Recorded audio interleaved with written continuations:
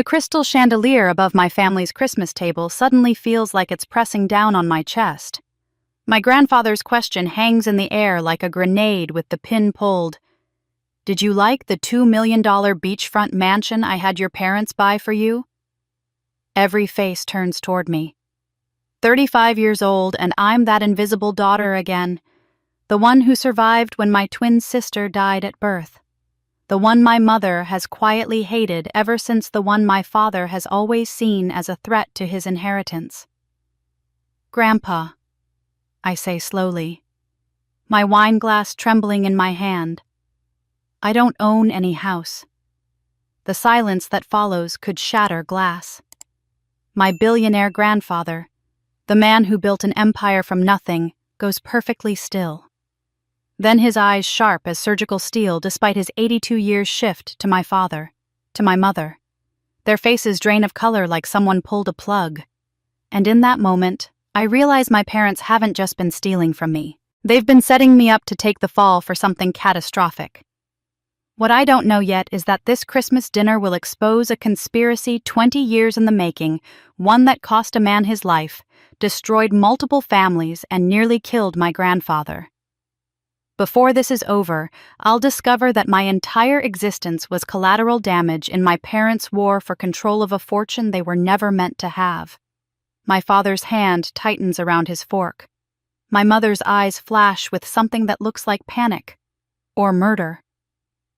Richard, my grandfather says quietly, his voice carrying the weight of empires.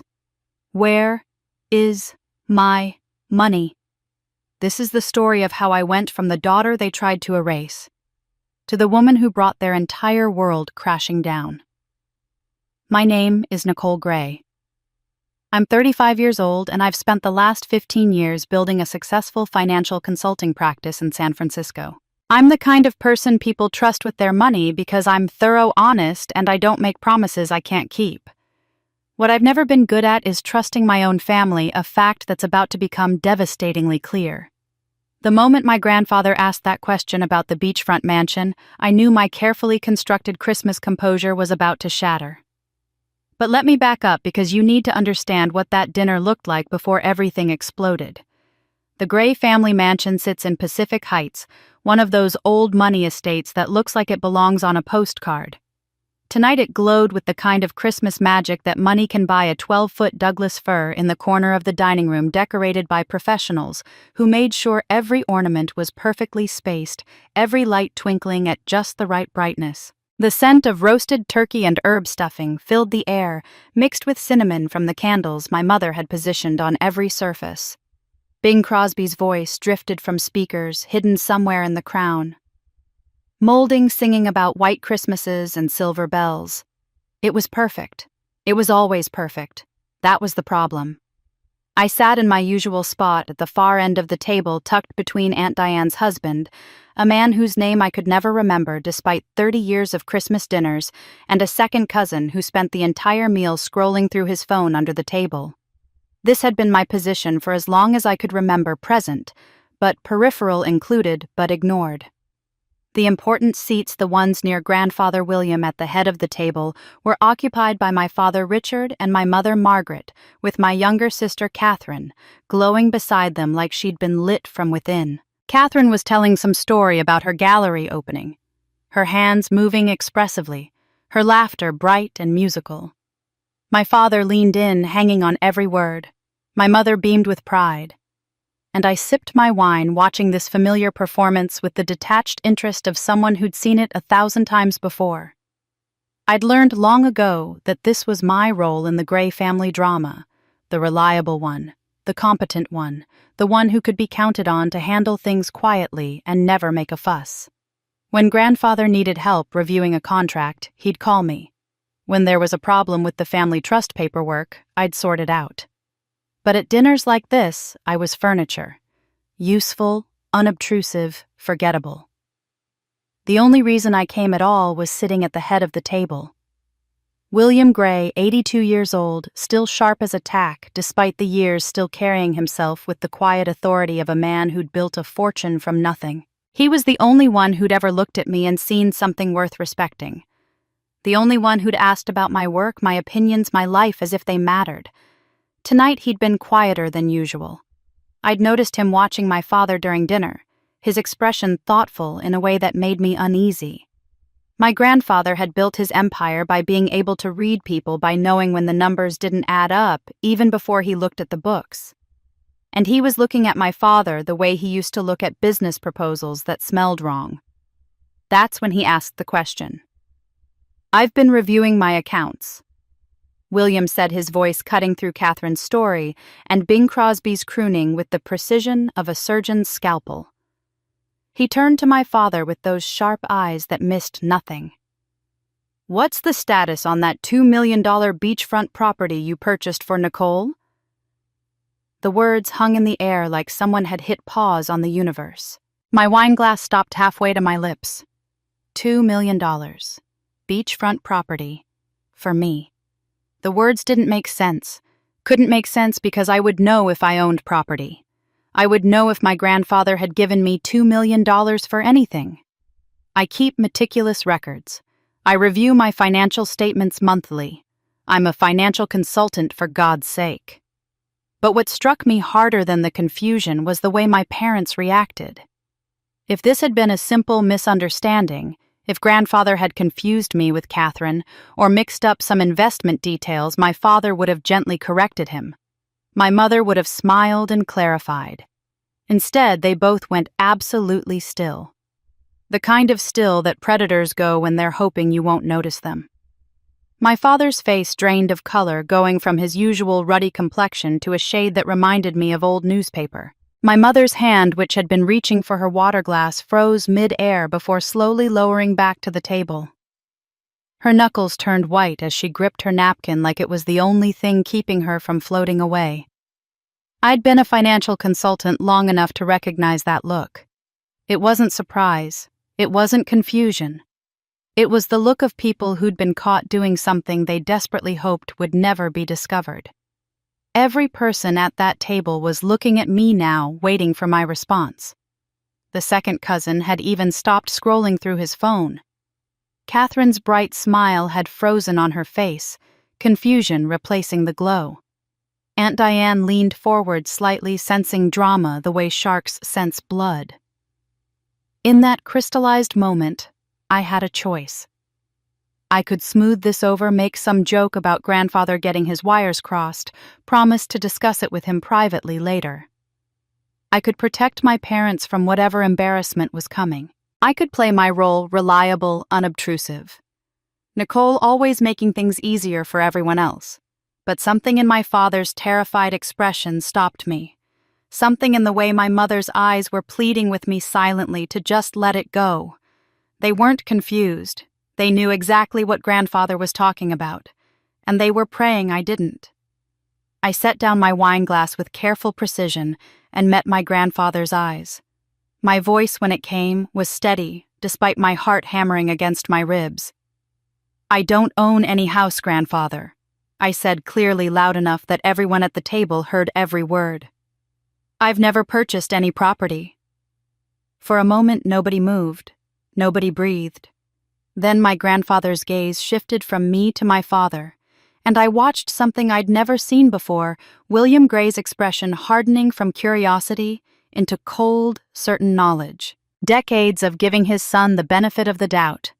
Decades of maintained family peace. Decades of hoping his son had finally grown up. All of it crumbled in the space between heartbeats. My father opened his mouth. No sound came out. He closed it again, his throat working like he was trying to swallow something too big. My mother's hand trembled as she reached for her water glass, missed, and knocked it over. Red wine spread across the white tablecloth like blood. And I understood with perfect, terrible clarity that whatever my parents had done, it was so much worse than I could have imagined. William Gray set down his silverware with the kind of deliberate precision that made everyone at the table straighten their spines. When he spoke, his voice was quiet, but it carried the weight of empires built and destroyed. "Then I believe," he said, looking directly at my father, "we need to discuss where my money has actually gone." I left that dinner table without saying another word. There was nothing to say, not while my father sat frozen and my mother looked like she might shatter into 1,000 pieces. Grandfather had asked them to stay, his voice carrying that quiet authority that made it clear this wasn't a request. I'd seen that expression on his face exactly once before, years ago when a business partner had tried to embezzle from him. It was the look of a man who'd built an empire by knowing exactly when someone was lying to him. Catherine had tried to follow me out, confusion written all over her face, but I'd waved her off. Whatever was about to happen in that dining room, I needed distance from it. I needed to think. And more than that, I needed to understand how I'd missed something this big. Driving home through San Francisco's twinkling holiday streets, my hands gripped the steering wheel so tightly my knuckles ached. My mind kept circling back to one question: why would my parents put my name on a $2 million property I knew nothing about? But even as I asked it, a deeper, older question surfaced. One I'd been asking my entire life without ever speaking it aloud. Why had my mother always looked at me like I was something she had to endure, rather than someone she chose to love? I knew the answer. I'd known it since I was 16 years old, sitting in my grandmother's attic going through old photo albums on a rainy afternoon. That's when I found my birth certificate tucked between pictures of my parents' wedding and my mother's baby shower. 2 names listed: Twin A. Nicole Gray, Twin B. Catherine Gray, with a date of birth and a date of death just 2 hours apart. My twin sister. The sister who died while I lived. The sister I never knew existed until that moment in the attic when everything about my childhood suddenly horribly made sense. I'd gone downstairs and asked my grandmother about it, and she'd looked at me with such sadness. "Your mother never really recovered," she'd said quietly. "The doctors said it was postpartum depression, but it was more than that. She looked at you, her surviving baby, and all she could see was the one she'd lost." I remember being born, of course, not in the literal sense, but I remember the story I was told growing up. The official version was that I was born premature but healthy, that the delivery had been difficult but successful, that my mother had been tired but happy. What they never mentioned was that there had been 2 of us. That my mother had prepared for twins, had chosen 2 names, had imagined 2 daughters growing up together. That for 2 hours both of us had existed in the world at the same time. The real story, the one my grandmother told me that rainy afternoon, was different. My mother's pregnancy had been complicated from the start. At 32 weeks, her water broke and they rushed her to the hospital. I came first, tiny, but fighting my lungs, screaming for air. My sister came 2 minutes later, even smaller, struggling. The doctors worked on her for 2 hours, but her lungs were too underdeveloped. She never had a chance. My grandmother told me that my mother hemorrhaged badly after the delivery, that she was unconscious when my sister died, that when she woke up, they had to tell her 1 baby had survived, and 1 hadn't. She asked which one. My grandmother said, tears in her eyes. As if it mattered. As if one of you was more precious than the other. But in her mind, she'd already bonded more with the second baby, the one she'd secretly named Catherine. And Catherine was the one who died. I'd been 3 years old when my mother gave birth again. I have vague memories of that time, my father's anxious hovering my mother's swollen belly, the strange tension in our house. When the new baby arrived healthy and full term, my mother named her Catherine. Even at 3, I'd understood that something significant was happening, though I couldn't articulate what. Looking back now, I can see it clearly. My mother was trying to resurrect the daughter she'd lost by giving that name to a new child. My younger sister Catherine grew up wrapped in our mother's desperate, suffocating love. She got the best of everything: the biggest bedroom, the nicest clothes, the most attention, the constant praise. It wasn't that our mother loved Catherine more exactly. It was that Catherine represented something I never could: a second chance, a do-over, proof that Margaret Gray could successfully raise a daughter. And me, I was the living reminder that 1 daughter had died. Every time my mother looked at me, she saw the twin who didn't make it. Every milestone I reached, first word, first steps, first day of school, was a milestone my sister would never have. I was the wrong daughter who survived, the one who got to live while Catherine died. My mother never said these things out loud, at least not when I was young enough to be devastated by them. But children know when they're not wanted. We feel it in the way our mothers flinch when we reach for a hug. We see it in the way their smiles don't quite reach their eyes. We understand it when they find excuses to be somewhere else, doing something else, loving someone else. I left home at 18, not because I was angry, but because I was tired. Tired of trying to earn love from someone who'd decided before I could walk that I wasn't worthy of it. Tired of competing with a ghost. Tired of watching my sister soak up all the affection that should have been shared between us. I put myself through college working 3 jobs and sleeping 4 hours a night. I built a career in financial consulting because I was good with numbers, good at seeing patterns, good at helping people make sense of complex situations. The irony wasn't lost on me that I spent my days helping other families manage their money while my own family acted like I had nothing to offer. I never asked my parents for anything. Not money, not advice, not approval. I learned early that asking only gave them another opportunity to say no, another chance to choose Catherine over me, another moment to make clear where I ranked in their hierarchy of love. The only person in my family I stayed close to was Grandfather William. He'd always treated me differently, like I was someone worth listening to, someone whose opinion mattered. He'd ask about my work, about my clients, about what I thought of various business decisions.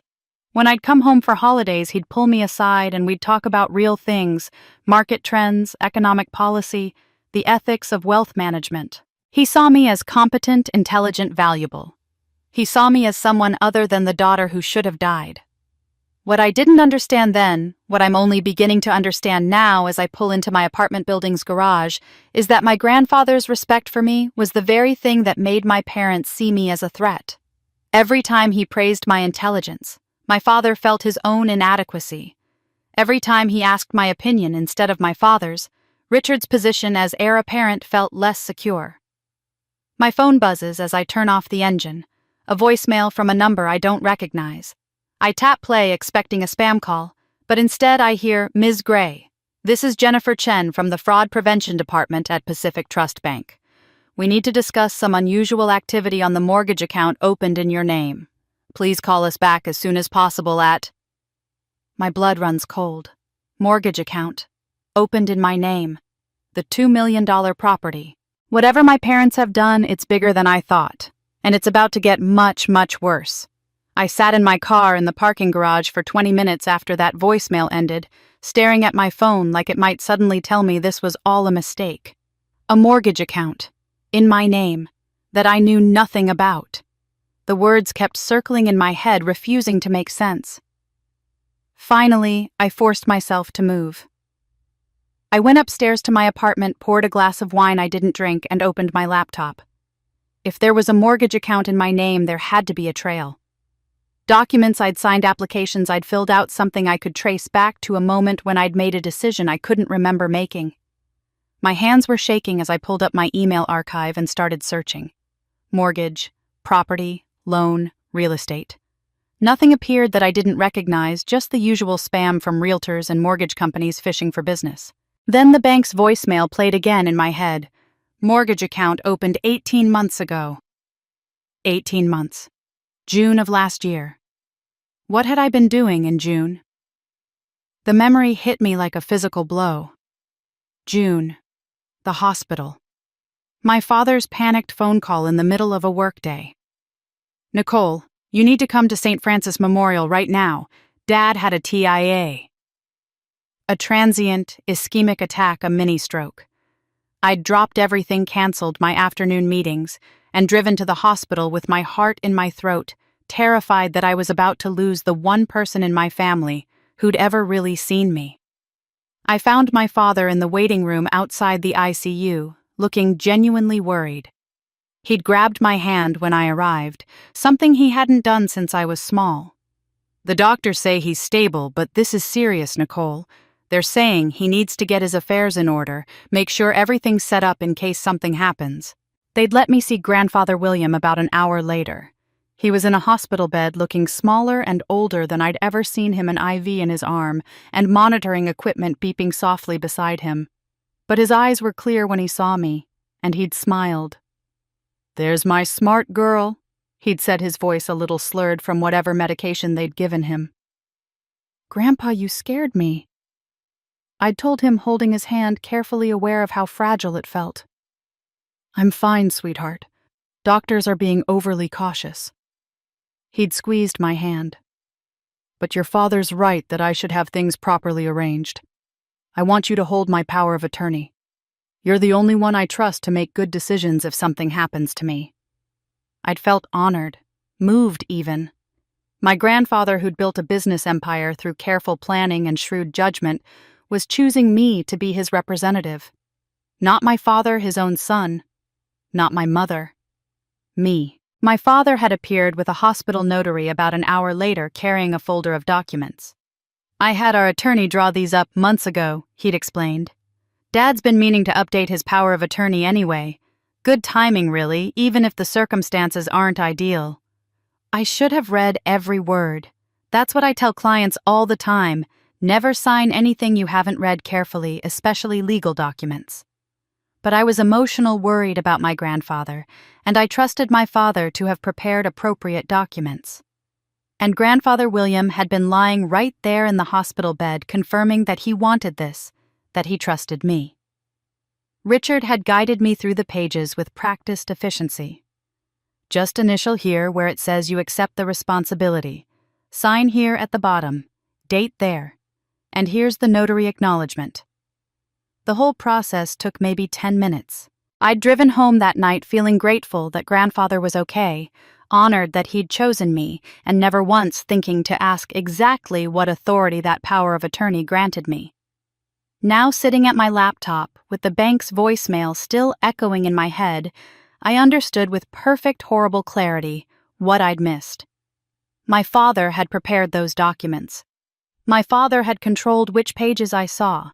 My father had been there guiding my hand, my attention making sure I signed quickly without asking too many questions. And I'd made it so easy for him. I didn't sleep that night.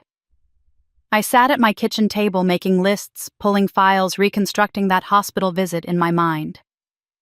By the time the sun came up, I had 3 pages of notes and a plan.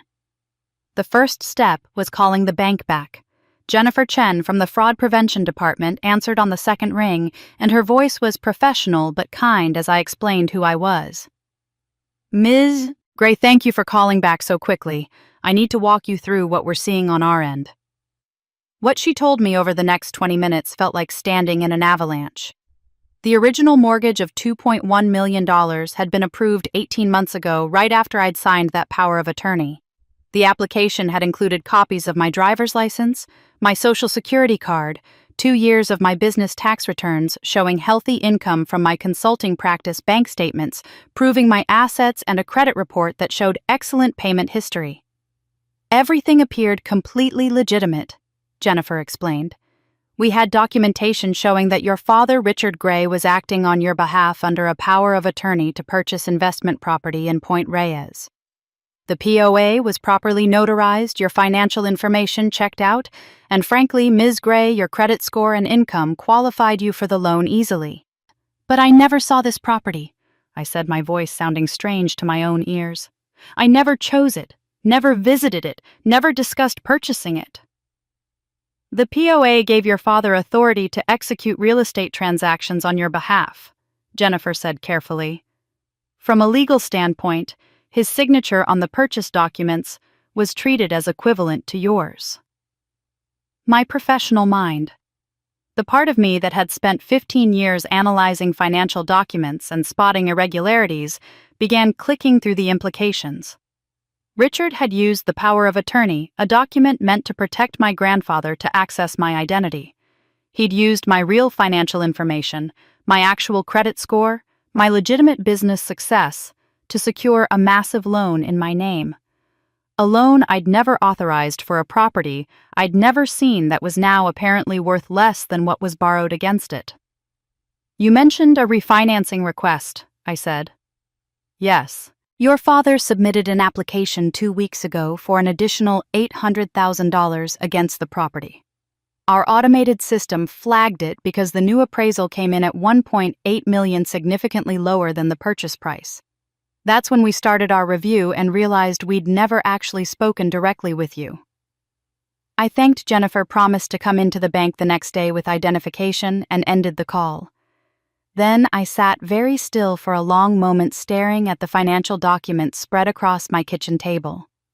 Another person might have called the police right then, might have confronted my father in rage, might have broken down crying. But I'd spent 15 years helping clients navigate situations exactly like this, and I knew that emotional reactions led to mistakes. Mistakes gave guilty people time to hide assets, destroy evidence, create alibis. I opened a new email account using an encryption service I recommended to clients concerned about privacy. Then I made 3 phone calls. The first was to Marcus Chen, a forensic accountant I'd worked with on several fraud cases. The second was to Sarah Morrison, a real estate attorney who specialized in cases involving identity theft and fraudulent property transactions. The third was back to Jennifer at the bank, formally requesting copies of every single document that bore my signature or had been executed in my name over the past 2 years. I didn't call my father. I didn't confront my mother. I didn't even call grandfather William, though that was harder. But I needed to understand the full scope of what had been done before I spoke to anyone in my family. Because I'd learned long ago that in the Gray family, the person who reacted first usually lost. This time I would speak last. But when I spoke, I'd have evidence that couldn't be denied or explained away. Marcus called me back 4 hours later. I'd sent him everything I had, the POA documents I'd finally located in my files, my tax returns, my credit report, the bank's preliminary information about the Point Reyes mortgage. "Nicole," he said, and something in his voice made my stomach drop. "You need to come to my office. There are at least 4 other accounts opened in your name. And according to what I'm seeing, you're listed as the legal guarantor on loans totaling over $6 million. $6 million. The number kept echoing in my head as I drove to Marcus Chen's office the next morning. $6 million in loans I'd never authorized, never seen, never benefited from. I'd built my entire career on understanding financial systems, on spotting irregularities, on protecting people from exactly this kind of fraud. And my own father had been using my identity as a personal ATM for a 1.5 years. But as devastating as that discovery was, something else was nagging at me. Something I'd been too close to see for 3 decades, but that was suddenly coming into sharp focus. As I waited at a red light, I found myself thinking about my sister Catherine. And for the first time, I started asking questions I'd never asked before. I called her that afternoon, suggesting coffee. She sounded surprised, but pleased, and we met at a cafe in Pacific Heights not far from her apartment. I arrived early and watched her walk up, and it was like seeing her for the first time. She was wearing clothes that probably cost more than my monthly car payment. The handbag alone was recognizable, Hermès, the kind you wait years to purchase. Her hair was professionally styled, her nails freshly manicured. She looked like money, the kind of effortless wealth that comes from never having to think about it. We ordered coffee and made small talk, and I listened to how she described her life. Everything was passive voice, I realized. I was given this gallery opportunity. The apartment was found for me. My investments are being handled, even the way she talked about her Range Rover. It was suggested I get something safer for the city.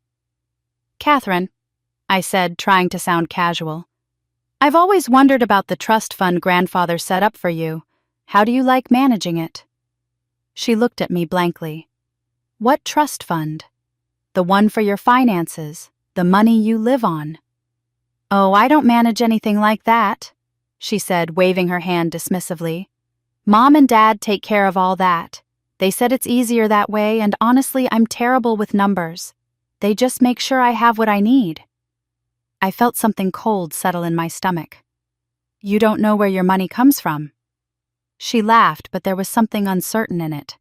"I mean, I know it's from the family, from grandfather's generosity. But the details, that's not really my thing." Mom says I should focus on my art career and not worry about the boring financial stuff. My sister was 32 years old with a master's degree in art history, and she had no idea how much money she had, where it came from, or who controlled it. She'd been raised to consume without questioning, to accept luxury as her birthright, to never look behind the curtain. And I suddenly understood Catherine wasn't complicit in whatever my parents were doing. She was another kind of victim, kept deliberately ignorant so she could serve as the perfect cover story. Look at how well we provide for our daughters. Look at how generous we are to Catherine. It made everything look like parental love rather than what it actually was. That night I couldn't sleep. I kept thinking about our mother, about patterns I'd normalized over the years because they'd always been there. I got up and started writing down memories, things that had seemed like simple cruelty, but now felt like symptoms of something deeper. When I was 25, fresh out of grad school, and bringing my first serious boyfriend to a family dinner, my mother had introduced me to her friends this way: "This is Nicole, our daughter who survived." Not our daughter who survived. The friends had looked uncomfortable, and my mother had laughed it off as a joke about my premature birth, but the phrasing had stuck with me. Who talks about their child that way? And the names she called Catherine. I'd always thought they were just excessive motherly affection, but now I heard them differently. My angel. My precious gift. My second chance. Not nicknames, prayers, incantations. As if Catherine could somehow resurrect the baby who died if Margaret loved her hard enough, perfectly enough. I remembered, too, a moment from years ago when I'd been at my parents' house and found my mother in her bedroom holding something small and silver. When she saw me, she'd closed her hand around it quickly, but not before I glimpsed what it was: a locket. Later, when she left the room, I'd looked. Inside was a tiny hospital bracelet. Baby girl Gray B. Not Catherine's bracelet. The twins. The one who died. My mother had been carrying my dead sister's hospital bracelet in a locket for 35 years. She'd never gone to therapy, never processed the loss, never dealt with the trauma of holding one living baby while the other one died. Instead, she'd channeled all that grief into worshiping Catherine and resenting me. And my father, weak and financially desperate as I was discovering him to be, had found ways to weaponize my mother's psychological fracture. He could steal from me while telling himself and her that he was protecting Catherine's future. He could dismiss my rights by framing it as reparations, as if I owed them something for being the twin who survived. The next day, I asked Marcus to dig deeper into family finances, specifically looking at anything involving Catherine. What he found made me physically sick. Grandfather William had established college funds for both of us when we were born. Equal amounts meant to grow over 18 years and pay for our educations. Catherine's fund had remained untouched, growing steadily until she graduated with her master's degree. Mine had been borrowed by my father for a business venture when I was 15 and never repaid. When I'd needed help with college expenses, I'd been told the family couldn't afford it. I'd worked 3 jobs and taken out student loans while my sister's fund sat pristine and growing. The family beach house in Mendocino, the one my grandparents had bought decades ago, and that was supposed to pass to both of us. Eventually, Catherine's name had been added to the deed when she turned 21. Mine had been quietly removed that same year. When I asked about it at the time, my father had said something about estate planning being complicated and not to worry about it. Even smaller things took on new significance. When Catherine graduated high school, she got a new car. I got a card. When she finished her master's degree, she got a trip to Europe. I got taken to dinner. When she needed a down payment for her first apartment, my parents provided it. When I'd asked for help with a security deposit years earlier, I'd been told there was no money available. I'd attributed all of this to simple favoritism to my parents loving Catherine more than me. I'd accepted it as the price of family peace. But now I saw it for what it really was: systematic wealth transfer. For 32 years, my parents had been funneling resources away from me and toward Catherine building her life while diminishing mine. Not out of love for her, but out of a twisted belief that she deserved it, and I didn't. That she was the replacement for the baby who died, and I was just the unfortunate survivor, who should be grateful to exist at all. And all of it, I was beginning to understand, had been building towards something bigger. They weren't just favoring Catherine. They were systematically eliminating me from any claim to the family wealth piece by piece, preparing the ground so that when Grandfather William eventually passed, I would have nothing. That's when Sarah Morrison, my real estate attorney, called. Her voice was tight with controlled anger. "Nicole, I need to tell you something about the Point Reyes property. I've been looking into the ownership records and the current status. And it's being listed for sale, as of 3 days ago. And according to the listing agent I just spoke with, the seller of record is your father, Richard Gray. My father was selling property in my name with loans totaling millions of dollars attached to it without telling me. The scale of the fraud was becoming clearer. And worse, much worse than I'd imagined. Learning that my father was selling property in my name without my knowledge should have been the breaking point the moment I called the police and let the legal system handle everything. But Sarah Morrison, my real estate attorney, had advised caution. "We need to understand the full picture before we act," she'd said. "If we move too quickly, he'll hide assets, destroy evidence. Let's document everything first." So I kept digging. And what I found in the next 72 hours changed everything I thought I knew about my family. It started with a phone call to Harold Mitchell, the accountant who'd worked with Grandfather William for 40 years before retiring. I'd met Harold a few times at family events, remembered him as meticulous and unflappable. When I called him and explained that I was investigating some irregularities in family finances, he was quiet for a long moment. "Nicole," he finally said, "I think you should come to my house. There are things I need to show you. Things I've kept all these years hoping I'd never need to use them." Harold lived in Sausalito in a modest house with a view of the bay. He met me at the door looking older than I remembered, his face creased with something that looked like relief. "I've been waiting for someone in your family to ask the right questions," he said. "I just never thought it would be you." He led me to his study and pulled out a file box from a locked cabinet. Inside were documents dating back 20 years, carefully preserved and organized. "Your grandfather asked me to keep these," Harold explained. "He said if anything ever happened to him, or if the truth needed to come out, I should give them to someone who would know what to do with them." The story the documents told made me feel physically sick. 20 years ago, when I was 15 and worried about geometry homework and college applications, my father had been managing a division of Grandfather's investment firm. He'd made a series of trading decisions that lost $3 million of client money. Rather than admit the mistake, he'd embezzled funds from another client's account to cover the losses. When that wasn't enough, he'd tried to frame his business partner, a man named David Chen, for the theft. The file contained emails, trading records, and a forensic accounting report that laid it all out. David Chen had been innocent. He'd hired his own accountant to prove it, and the evidence had started pointing back at my father. But before the investigation concluded, before the truth could fully emerge, David Chen had died by suicide.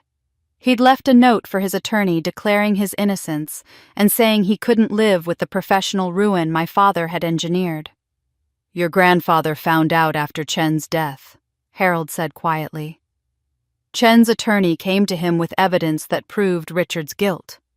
William had a choice turn in his own son for embezzlement and essentially manslaughter by fraud, or make it all go away. He paid them off." I said the words tasting like ash. $5 million to Chen's widow and children.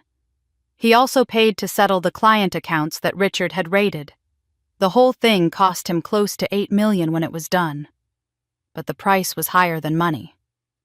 Harold pulled out another document, a letter in my grandfather's handwriting. He wrote this to Richard afterward. I'm not sure your father ever read it, but William gave me a copy. I read the letter, my grandfather's familiar script swimming before my eyes. The words were careful, controlled, but the pain underneath was clear. He'd saved his son from prison, but he could never trust him again. Never give him real authority. Never make him the heir to the empire William had spent a lifetime building. Richard would have a position, a salary, a comfortable life. But he would never have what he most wanted: his father's respect and the promise of succession. Suddenly, 35 years of my life snapped into focus with terrible clarity. Every time Grandfather William had asked my opinion on a business decision, every time he'd given me a financial puzzle to solve, every time he'd told me I reminded him of himself when he was young, he'd been doing more than being kind. He'd been testing me, watching to see if I had the integrity his son lacked, grooming me perhaps unconsciously as the heir Richard could never be. And my father had seen it happening. He'd watched his father's respect shift from son to granddaughter, watched his position as chosen heir become less certain with each year that passed. To Richard, I wasn't just the daughter who'd survived when my twin died. I was the living embodiment of everything he'd failed to be. Every compliment Grandfather gave me was a reproach to my father. Every time William asked my advice was a reminder that his son's judgment couldn't be trusted. Richard couldn't make himself worthy of his father's respect. He'd proven that 20 years ago when he'd chosen embezzlement over honesty, when he'd destroyed an innocent man rather than face his own failures. So he'd done the only thing he knew how to do: he'd cheated. He'd set out to destroy my credibility, to make me look as financially reckless and morally bankrupt as he actually was. The loans in my name, the property purchases I knew nothing about, the carefully constructed paper trail showing Nicole's terrible judgment with money. It was all preparation. Richard was building toward a moment when Grandfather would discover millions of dollars mismanaged in my name, when I would be exposed as irresponsible and untrustworthy, when my father could swoop in as the responsible parent who'd discovered his daughter's fraud and saved the family from financial ruin. He'd planned to be the hero of his own story, proving himself valuable, by contrast to my manufactured failure. "Does my grandfather know about this?" I asked Harold.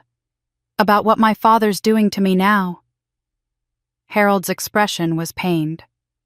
"William has known something was wrong for at least 2 years. He's seen money moving in strange ways, documents that didn't make sense, your father's anxiety whenever your name came up. But Nicole, he's trapped by his own past choice. He protected Richard once from justice. How can he accuse his son now without evidence? How can he admit that saving Richard 20 years ago might have enabled this?" I felt something crack inside me. My grandfather, the man I'd trusted most in the world, had known I was in danger and had done nothing. He'd been watching, waiting to see if I was strong enough to fight back on my own, if I was clever enough to uncover the truth, if I had the courage to pursue justice against my own family. It was a test. Everything had been a test. And while William had been testing me, my father had been destroying me. I drove straight from Harold's house to my grandfather's mansion. I didn't call ahead.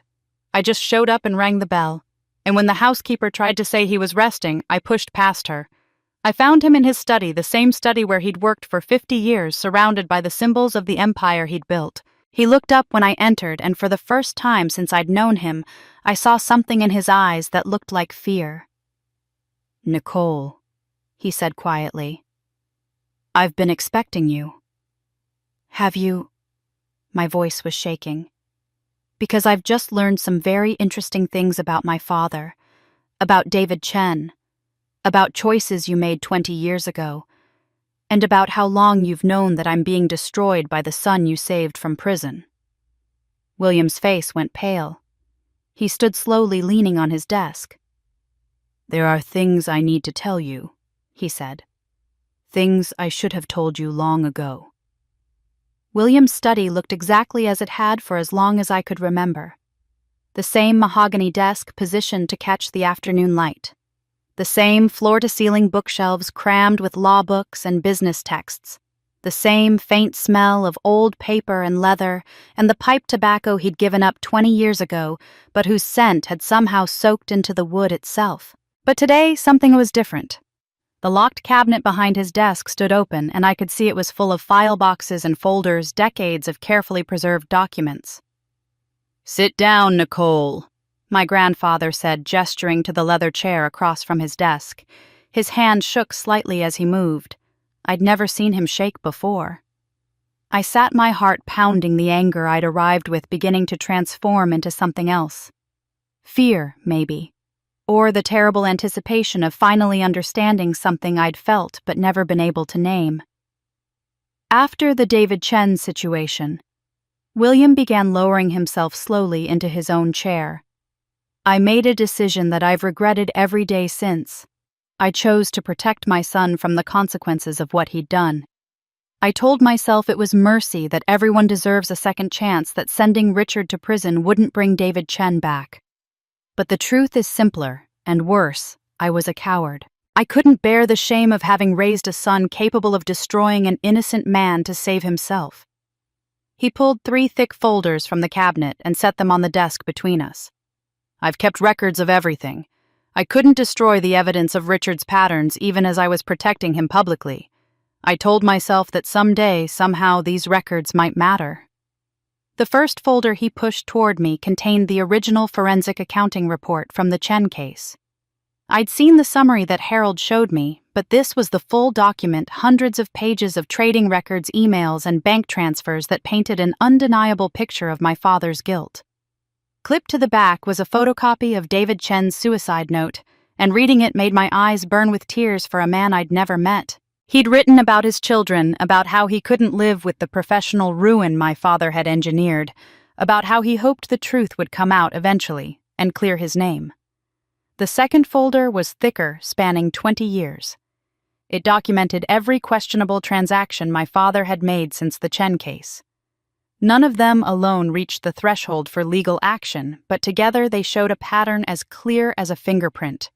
Richard had learned to steal more carefully.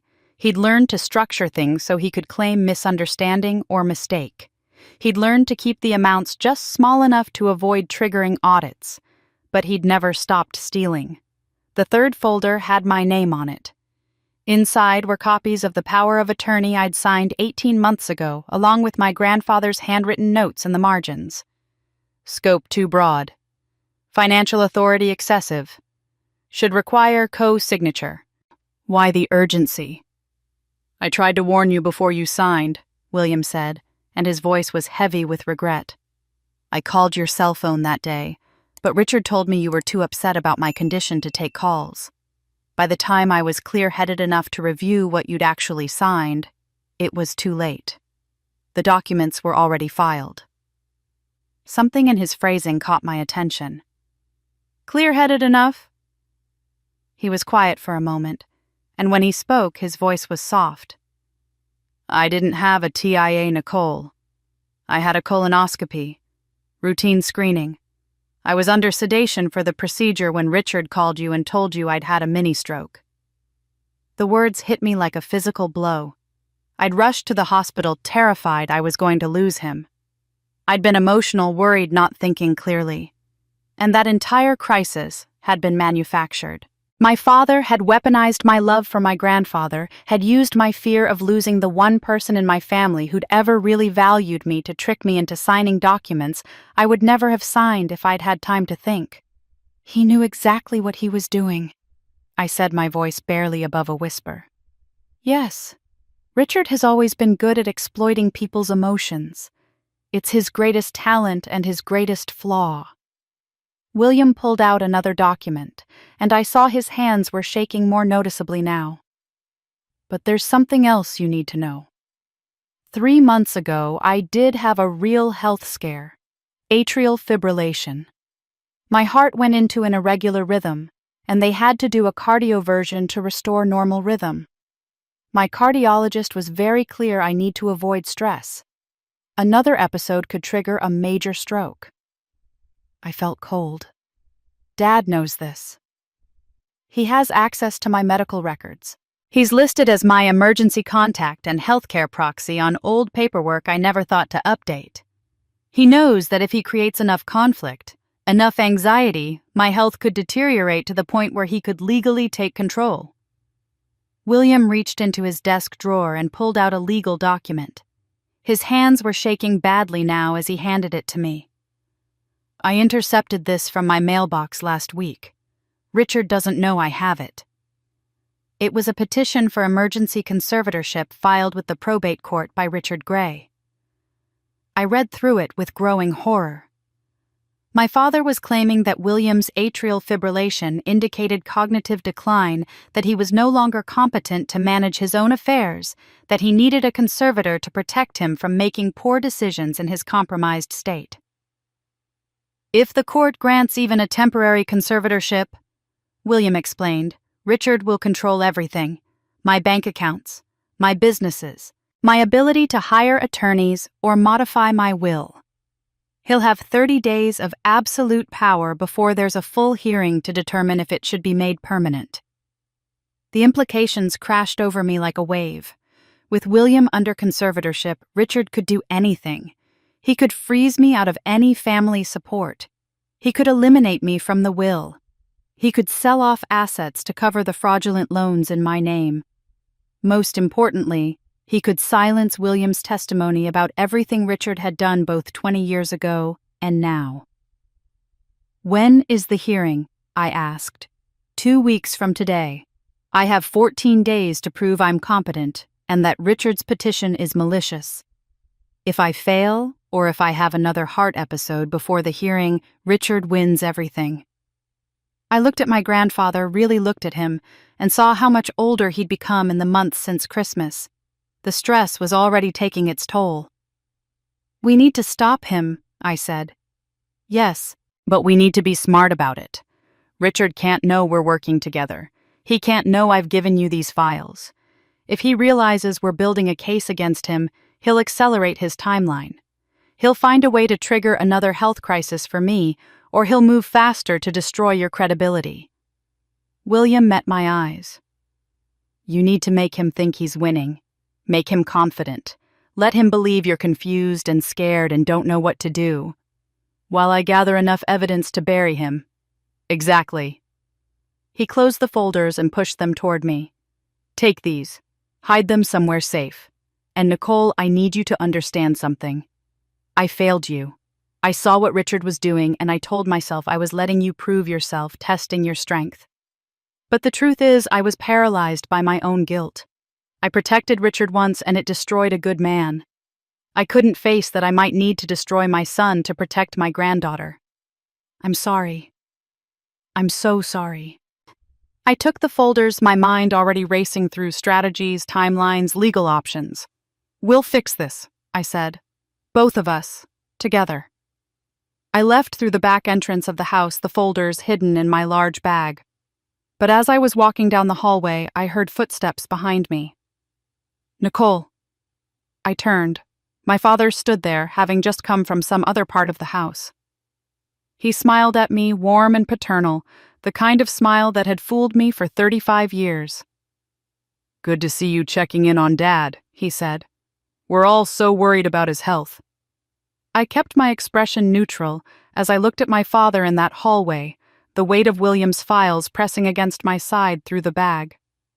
"Just wanted to make sure he's doing okay," I said, hearing the steadiness in my own voice with something like amazement.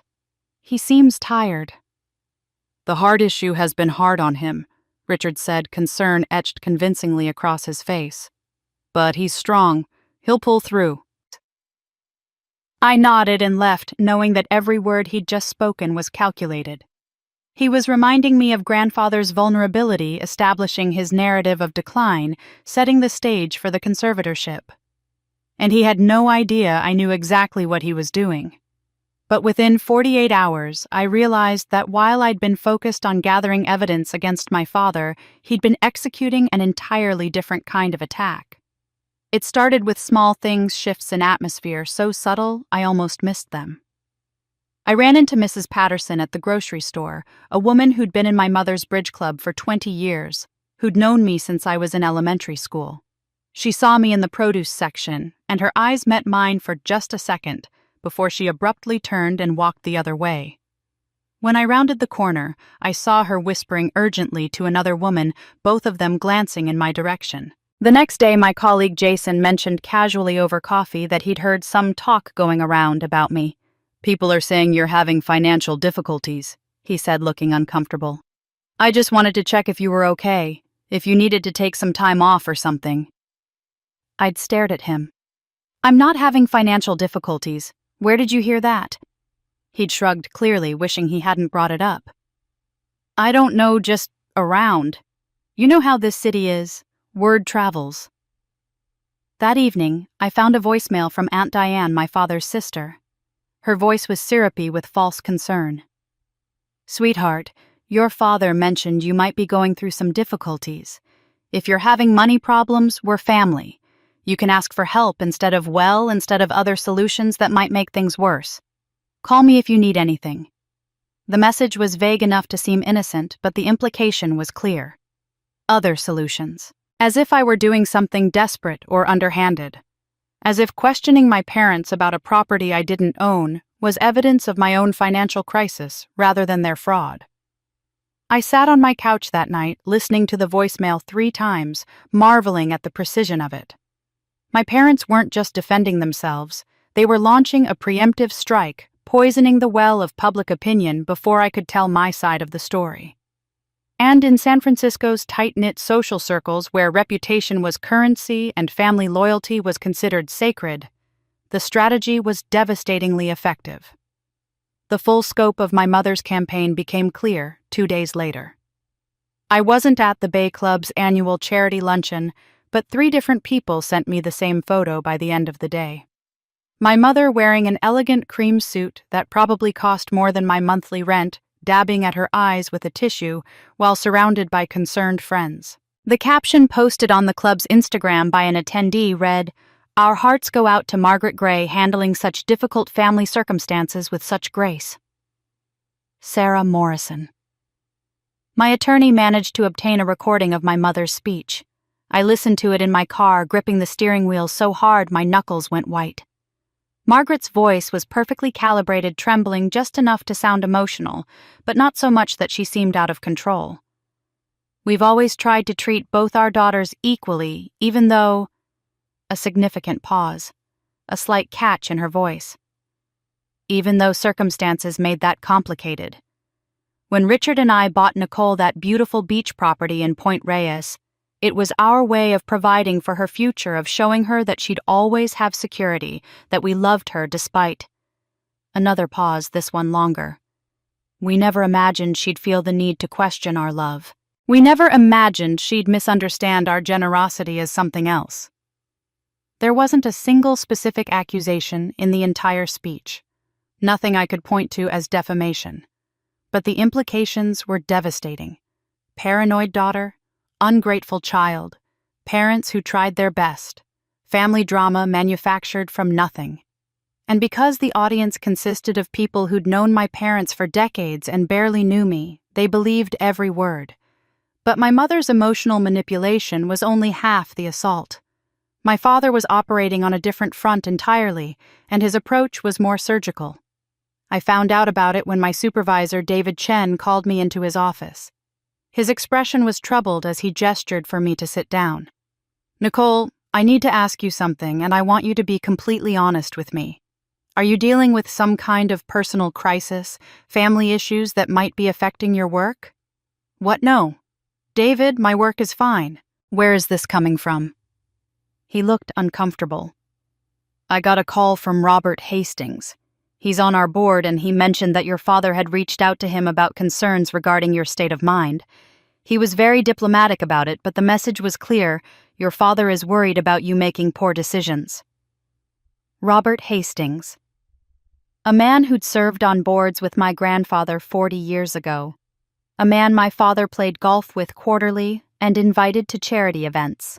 A man whose loyalty was to the Gray family name, not to me specifically. "My father is spreading lies about me to undermine my professional credibility," I said flatly. David raised his eyebrows. "That's a serious accusation." "So is questioning my competence to my employer based on family drama." I leaned forward. "David, I'm being set up for financial fraud by my own parents. Everything they're telling people is part of a campaign to discredit me before I can expose what they've done. I have attorneys. I have evidence. And I'm not taking time off or stepping back or doing anything that makes me look unstable." To his credit, David believed me, but I could see the concern in his eyes. This kind of family conflict played out in public with accusations flying both directions was exactly the kind of thing that made corporate boards nervous. Later that day, I discovered my father had made similar calls to at least 2 other board members. Not directly attacking me, never quite crossing the line into actionable interference, but planting seeds of doubt. Is Nicole stable? Is she making good decisions? Clients trust their financial consultants to be level-headed. Can we really afford to have someone handling sensitive financial matters when there's this much turmoil in her personal life? The sophistication of the attack took my breath away. This wasn't a man panicking. This was a man who'd been planning this for months, maybe years. He'd built relationships with the right people, positioned himself as the concerned father, laid groundwork that would make his version of events seem credible when the time came. And the time had come. I was sitting at my desk that evening trying to focus on work when my email pinged with a message that made my stomach drop. The sender was Jennifer Wu, a journalist at the San Francisco Chronicle Society column. Ms. Gray, I'm running a story about family disputes affecting local philanthropic families and their charitable work. Several sources have mentioned tension between you and your parents regarding financial matters and your grandfather's well-being. Would you like to comment on the allegations regarding your behavior toward your parents? I'm planning to publish on Friday. Allegations regarding my behavior. Not questions about what had been done to me. Not investigation into fraud or identity theft. Allegations about my behavior. My father had gotten to the press before I'd even realized there would be press. I didn't respond to Jennifer Wu's email that night. Sarah Morrison, my real estate attorney, had advised me to say nothing to the press until we had a comprehensive legal strategy. But I needed more than Sarah's expertise in property law. I needed someone who understood fraud, identity theft, and the complex tangle of family dynamics that made this case so difficult to prosecute. That's how I ended up working with Patricia Morrison, an attorney William's accountant Harold had recommended. Patricia specialized in financial fraud cases and came highly recommended. She had a corner office in the financial district, a wall full of diplomas and awards, and a calm professional demeanor that made me feel like I was finally in capable hands. For 3 weeks, I met with Patricia regularly, building what we both believed was an airtight case. I shared the files William had given me, walked her through the power of attorney deception, explained the pattern of financial manipulation going back decades. Patricia took meticulous notes, asked sharp questions, and outlined a strategy that seemed comprehensive and smart.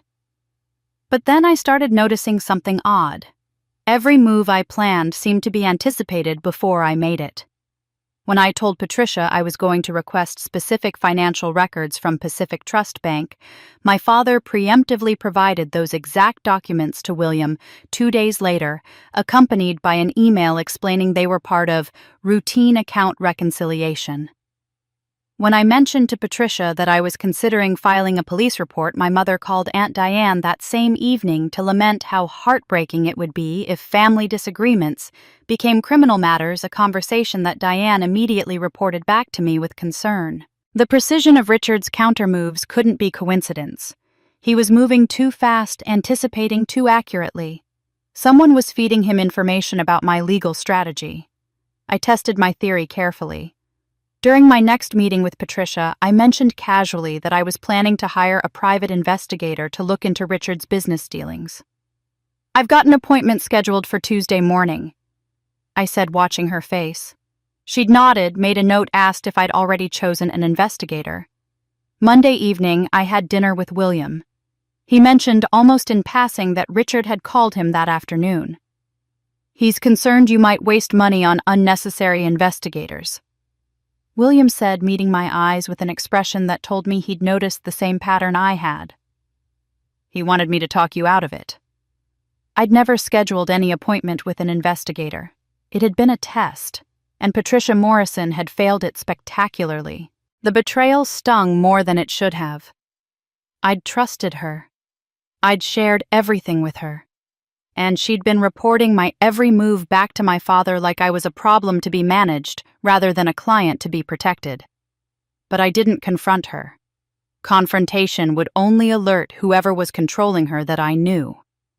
Instead, I did what I do best. I investigated. Patricia Morrison's firm, Morrison & Associates, had been in practice for 15 years. She had an impressive client list and a reputation for aggressive representation in white-collar crime cases. On the surface, there was no obvious connection to my father. But I dug deeper using the same forensic research techniques I employed for my consulting clients. I started with her firm's client list, which was partially public record through various court filings. In 2018, Morrison & Associates had represented a company called Clearwater Investments in a contract dispute. The case had settled out of court, nothing remarkable. But when I searched California's business registry for Clearwater Investments, I found something interesting. Richard Gray was listed as a limited partner, a silent investor who'd put money into the fund but had no operational role. The connection was indirect enough that Patricia might not have even flagged it as a conflict of interest. In San Francisco's business world, clients and their various investments cross-pollinate constantly. But it nagged at me. I kept digging. Public records showed that Morrison & Associates filed quarterly reports for billing and tax purposes. I obtained them through a legitimate public records request, and what I found made my stomach turn. For the past 2 years, Patricia's firm had been sending monthly invoices to Clearwater Investments for consulting services. The total billed over 24 months was just over $180,000. Patricia Morrison wasn't just casually connected to my father. She was financially dependent on him. Whether she'd consciously betrayed me or whether she simply felt subtle pressure to keep Richard informed about his daughter's concerning behavior. The result was identical. My legal strategy had been compromised from the moment I walked into her office. I sat with this knowledge for 2 days, trying to decide what to do. Every instinct I had screamed to fire her, to confront her with the conflict of interest, to report her to the state bar. But something William had said kept echoing in my head: make Richard think he's winning. So I made a decision that went against everything I believed about honesty and direct communication. I would keep Patricia Morrison as my attorney. I would continue to meet with her to share information, to discuss strategy. But everything I told her would be carefully calculated misinformation designed to make Richard feel confident, secure, convinced that I was giving up. Through Patricia, I would feed my father the narrative he wanted to hear, that I was overwhelmed, confused, willing to accept a quiet settlement to preserve family peace. Meanwhile, I would build my real case with someone else, someone who had no connection to Richard's world, someone who had every reason to want justice against my father and no reason to protect him. I found that person through Harold Mitchell Williams, retired accountant. When I explained what I needed, Harold was quiet for a long moment before he said, "I know someone who's been waiting for this case for 20 years. His name is James Chen." The name hit me like electricity. Chen. The same name as the man my father had destroyed. It couldn't be coincidence. I met James Chen at a small coffee shop in the Mission District. He was in his early 40s, dressed in a well-tailored but understated suit, carrying a leather messenger bag that looked like it had seen years of use. When I introduced myself as Nicole Gray, his expression didn't change, but something shifted in his eyes. Recognition, and something darker. Old pain, carefully controlled. "I know who you are," he said quietly. "And I know who your father is." We sat down and I told him everything. The power of attorney deception, the $6 million in fraudulent loans, the property I'd never seen, the systematic destruction of my credibility, the smear campaign, the conservatorship threat against William. I laid it all out, watching his face, trying to read what he was thinking. When I finished, James was quiet for a long moment. Then he said, "My father left me evidence before he died. Documents he'd prepared, testimony he'd recorded, proof of what your father did to him. He left it all with instructions: use it only when it could protect someone, not just for revenge. You've had this evidence for 20 years. Yes. Then why?" I started to ask, but the question caught in my throat. James met my eyes and I saw something in them that looked like relief. Because I promised my father I'd only use it when it could actually protect someone, not just destroy the Gray family for revenge. I've been waiting for someone from your family to come to me seeking justice. His voice softened slightly. I never thought it would be Richard's own daughter. Working with James Chen changed everything. Over the next 2 weeks, we built a legal strategy that was comprehensive, careful, and completely hidden from my father. James had access to resources I'd never imagined: forensic accountants who specialized in family fraud, expert witnesses who'd testified in elder abuse cases, even a private investigator who'd worked financial crimes for the FBI. Meanwhile, I continued meeting with Patricia Morrison, feeding her carefully crafted lies about my willingness to settle my exhaustion with the conflict, my desire for family peace. It was working. Through William, I heard that Richard seemed more relaxed, more confident.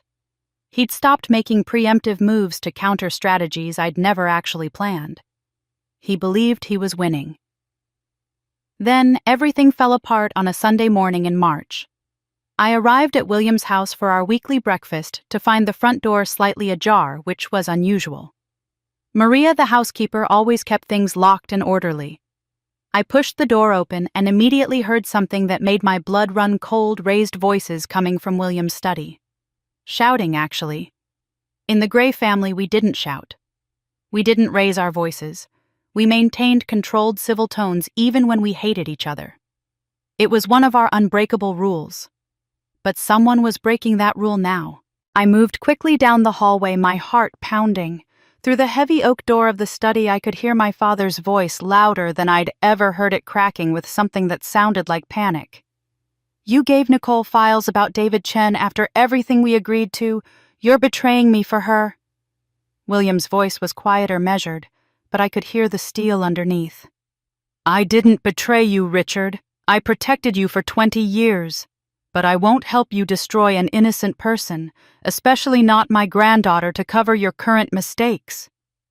Current mistakes? My father's voice went up another octave. You mean trying to secure the family's future, trying to make sure we're not destroyed by someone who's never cared about this family, who left as soon as she could, who only comes around when she wants something from you. Nicole has never asked me for anything. Because she's manipulative, because she knows how to play you. She always has. There was a crash, like something being thrown or knocked over. You've always loved her more than me. Your own son. You've spent my entire life waiting for me to fail so you could replace me with her. That's not... Another crash, louder this time. Glass breaking, and then a terrible, heavy silence. I didn't think. I pushed open the door. William was slumped in his chair behind the desk, his body tilted at an unnatural angle. The left side of his face looked wrong, slack, like someone had erased the muscle control. His eyes were open but unfocused, and when he tried to speak, only garbled sounds came out. Richard stood frozen 3 feet away, his face drained of all color, staring at his father like he couldn't comprehend what he was seeing. I was already moving, already on my knees beside William's chair, my phone in my hand, dialing 911. I checked his pulse, rapid and irregular. His right hand gripped mine when I took it, but his left arm hung limp at his side. Stroke, I said to the 911 operator, my voice somehow steady despite the terror racing through me. 82-year-old male, sudden onset, left side facial droop, aphasia, left side weakness. History of atrial fibrillation. The paramedics arrived in 7 minutes. They worked with efficient speed, asking questions, checking vitals, loading William onto a stretcher. One of them, a woman with kind eyes, told me what I already knew. Acute ischemic stroke. We need to get him to the hospital immediately. Are you family? His granddaughter. You can ride with us. I started to follow, but Richard grabbed my arm. I'll drive you, he said. His voice was shaking. I'll follow in my car. You shouldn't be alone. I pulled my arm away and climbed into the ambulance. I didn't want to be anywhere near my father right then. I didn't want to look at him, didn't want to hear his voice, didn't want to process what I'd just witnessed. He'd caused this. His confrontation, his rage, his panic about being exposed. It had triggered the exact health crisis William's cardiologist had warned about. At San Francisco General Hospital, they rushed William into the ICU. A doctor explained that they were administering clot-busting medication, that the next 72 hours would be critical, that we wouldn't know the extent of the damage until the swelling in his brain went down. I sat in the waiting room, numb with shock, while nurses came and went with updates that were simultaneously specific and meaningless. Stable. Resting. Being monitored. Richard arrived an hour later with Margaret and Catherine. He tried to approach me, but I stood up and walked to the other side of the waiting room. I couldn't look at him without seeing William slumped in that chair, couldn't hear his voice without remembering, "You've always loved her more than me." Seconds before my grandfather's brain started dying. What I didn't know, what I wouldn't discover until the next morning, was that while I was sitting in that waiting room while William was unconscious in the ICU fighting for his life, Richard was already executing the next phase of his plan. Monday morning, I arrived at the hospital at 7, planning to be there when William woke up. But I never made it past the ICU entrance. A security guard stopped me at the double doors. "I'm sorry, ma'am, but you're not on Mr. Gray's approved visitor list." I stared at him. What? I'm his granddaughter. I was here all day yesterday. He checked his tablet, frowning. "I have Richard Gray listed as conservator and approved visitor, Margaret Gray as approved visitor, and Catherine Gray as approved family. Your name isn't here." "There must be a mistake. Check again." "Ma'am, I'm showing you're specifically excluded from the visitor list by the conservator's order. You'll need to contact him directly if you want to dispute it." Conservator. The word hit me like cold water. "What conservator?" The guard looked uncomfortable. "Mr. Richard Gray was granted emergency conservatorship over his father yesterday afternoon. The court order is in the system." I called Richard immediately, my hands shaking with rage. He answered on the second ring, his voice smooth and sympathetic. "Nicole, I know you're upset, but Dad needs complete rest. The doctor said too many visitors cause agitation. I'm only doing what's best for his recovery." "You got conservatorship while he was unconscious, while I was sitting in the waiting room." "It was necessary. Someone needs to make medical and financial decisions while he's incapacitated. The hospital social worker helped me file the emergency petition, and the judge agreed it was in Dad's best interest." "And excluding me from seeing him is in his best interest. The doctors recommended limiting visitors to immediate family only." His voice hardened slightly. "I'm his son. You're his granddaughter. Legally, I have priority." He'd done it. He'd used the stroke he'd caused to seize total control of William's life. And there was nothing I could do about it for 30 days. I was sitting in my car in the hospital parking lot trying not to scream when my phone rang from an unknown number. "Ms. Gray, my name is Dr. Susan Park. I'm a neurologist at General, and I need to speak with you about your grandfather's medication orders." Her voice was professional but urgent. "Some of what's being prescribed doesn't match his condition, and I think you need to know that before it's too late." I met Dr. Susan Park at a small coffee shop 3 blocks from the hospital. She'd chosen the location deliberately, she explained, so that if anyone saw us together, it might look coincidental rather than conspiratorial. She was in her early 40s with sharp, intelligent eyes behind wire-rimmed glasses, and the kind of direct manner that told me she didn't waste time on pleasantries. "I need to be clear about something before we start," she said, sliding into the booth across from me. "I'm violating protocol by talking to you. If the hospital finds out, I could face disciplinary action. But I became a doctor because I couldn't live with watching patients be harmed by people who are supposed to protect them." She pulled out her phone and showed me photographs she'd taken of computer screens. "These are your grandfather's medication orders. I photographed them with my personal phone because I knew the hospital records were being controlled by the conservator and I might not have access later." I leaned forward, studying the images. Some of the medications made sense to me from what I'd researched about stroke recovery blood thinners to prevent another clot antiplatelet drugs medications to control blood pressure. But there were two that stood out. Lorazepam and zolpidem, Dr. Park said, pointing to the entries. Lorazepam is an anti-anxiety medication. Zolpidem is a sleep aid. Both are sedatives, and these dosages are high, especially for an 82-year-old stroke patient. Are they normal for stroke recovery? I asked, though something in my gut already knew the answer. No, they're not. In fact, they're contraindicated for cognitive recovery. Sedatives like these can actually impede a stroke patient's ability to regain mental clarity. They slow down neural rehabilitation, interfere with speech therapy, make it harder for the brain to form new pathways around the damaged areas. She met my eyes. If someone wanted to keep a stroke patient in a fog, unable to make clear decisions or communicate effectively, this would be exactly the prescription to use. The patient wouldn't be violent or obviously drugged. They'd just be compliant, confused, unable to speak coherently, or demonstrate decision-making capacity. My hands started shaking. I set down my coffee cup before I dropped it. My father is keeping him sedated on purpose. I can't prove that, Dr. Park said carefully. But I can tell you that these medications serve no legitimate medical purpose for your grandfather's condition, and they're being prescribed at dosages that will prevent him from recovering his cognitive function. Can't you just stop giving them to him? Tell the hospital administration? She shook her head, and I saw frustration flash across her face. Your father is the legal conservator. He has the right to approve medications in consultation with the attending physician, and the attending physician on your grandfather's case is Dr. Harrison.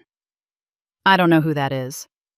Dr. Marcus Harrison is a cardiologist who's been friends with your father for 20 years. He also receives annual donations to his research foundation from the Gray Family Charitable Trust, $50,000 a year for the past decade. She pulled up another photo on her phone showing what looked like a charity gala program listing donors. Dr. Harrison's prescriptions are technically within legal dosage ranges. The FDA approves lorazepam and zolpidem for use in elderly patients. Unless I can prove intentional harm rather than conservative treatment philosophy, hospital administration will side with the conservator and the attending physician. I felt the trap closing around me and around William. My father had created a perfectly legal way to keep my grandfather incapacitated. The medications were approved. The dosages were within guidelines.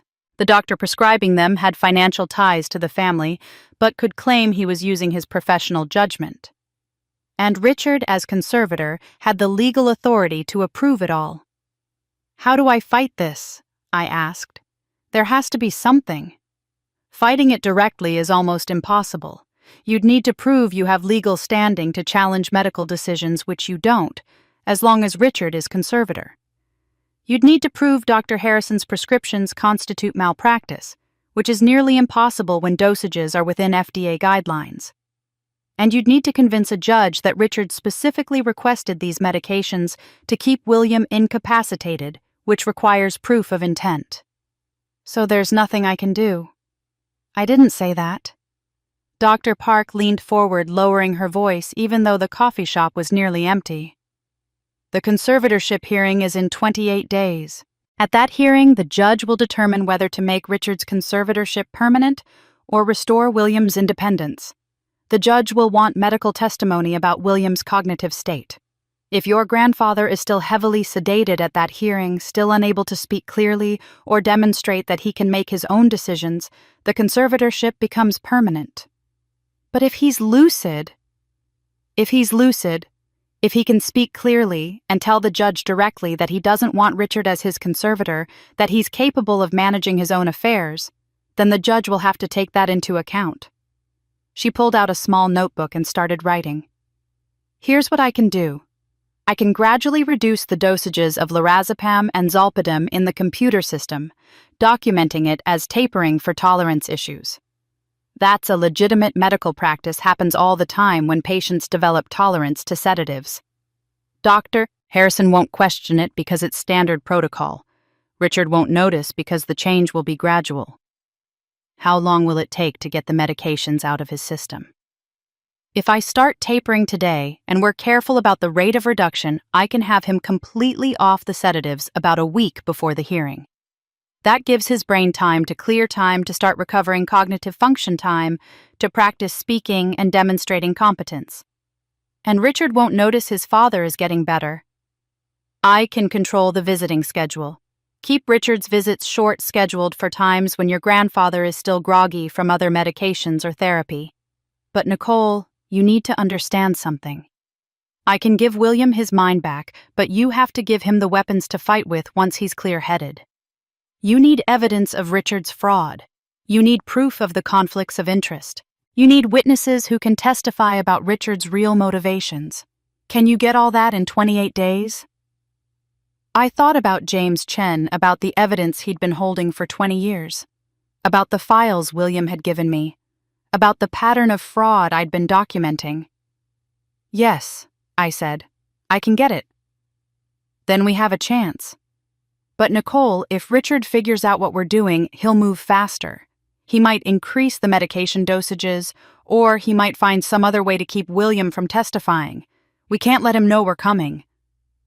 I nodded, my mind already racing through strategies, timelines, what I'd need to gather, and how to do it without tipping off my father. 28 days to build a case that could save my grandfather and expose my father's crimes. It seemed impossible. But it was the only chance we had. As we stood to leave the coffee shop, my phone buzzed with a text message. I glanced at the screen and felt my heart skip. The message was from Catherine. We need to talk, privately. I found something in Mom's desk that you need to see, but you can't tell anyone I'm talking to you. I stared at Catherine's text message for a long moment, my heart pounding. My sister wanted to talk. She'd found something, but I couldn't respond yet. If Catherine was being watched, if my parents were monitoring her phone or her movements, any contact between us would alert them that their control was slipping. I needed to make my father believe he'd already won before I could risk bringing Catherine into this. So I didn't text her back. Instead, I opened a new message to my father and spent the next 3 hours crafting every word with the precision of a chess player planning 10 moves ahead. The message had to convey surrender without seeming forced, exhaustion without melodrama, family loyalty without outright lies that I couldn't stomach typing. I wrote and deleted a dozen versions before I finally settled on something that made my skin crawl but would serve its purpose. Dad, I've had time to think about everything. I was wrong to question you and Mom about the beach house. I realize now you were trying to help me, and I made it into something suspicious. Grandfather's stroke has made me understand what's really important: family. I don't want to fight anymore. I want to help with Grandpa's recovery however I can. Can we please start over?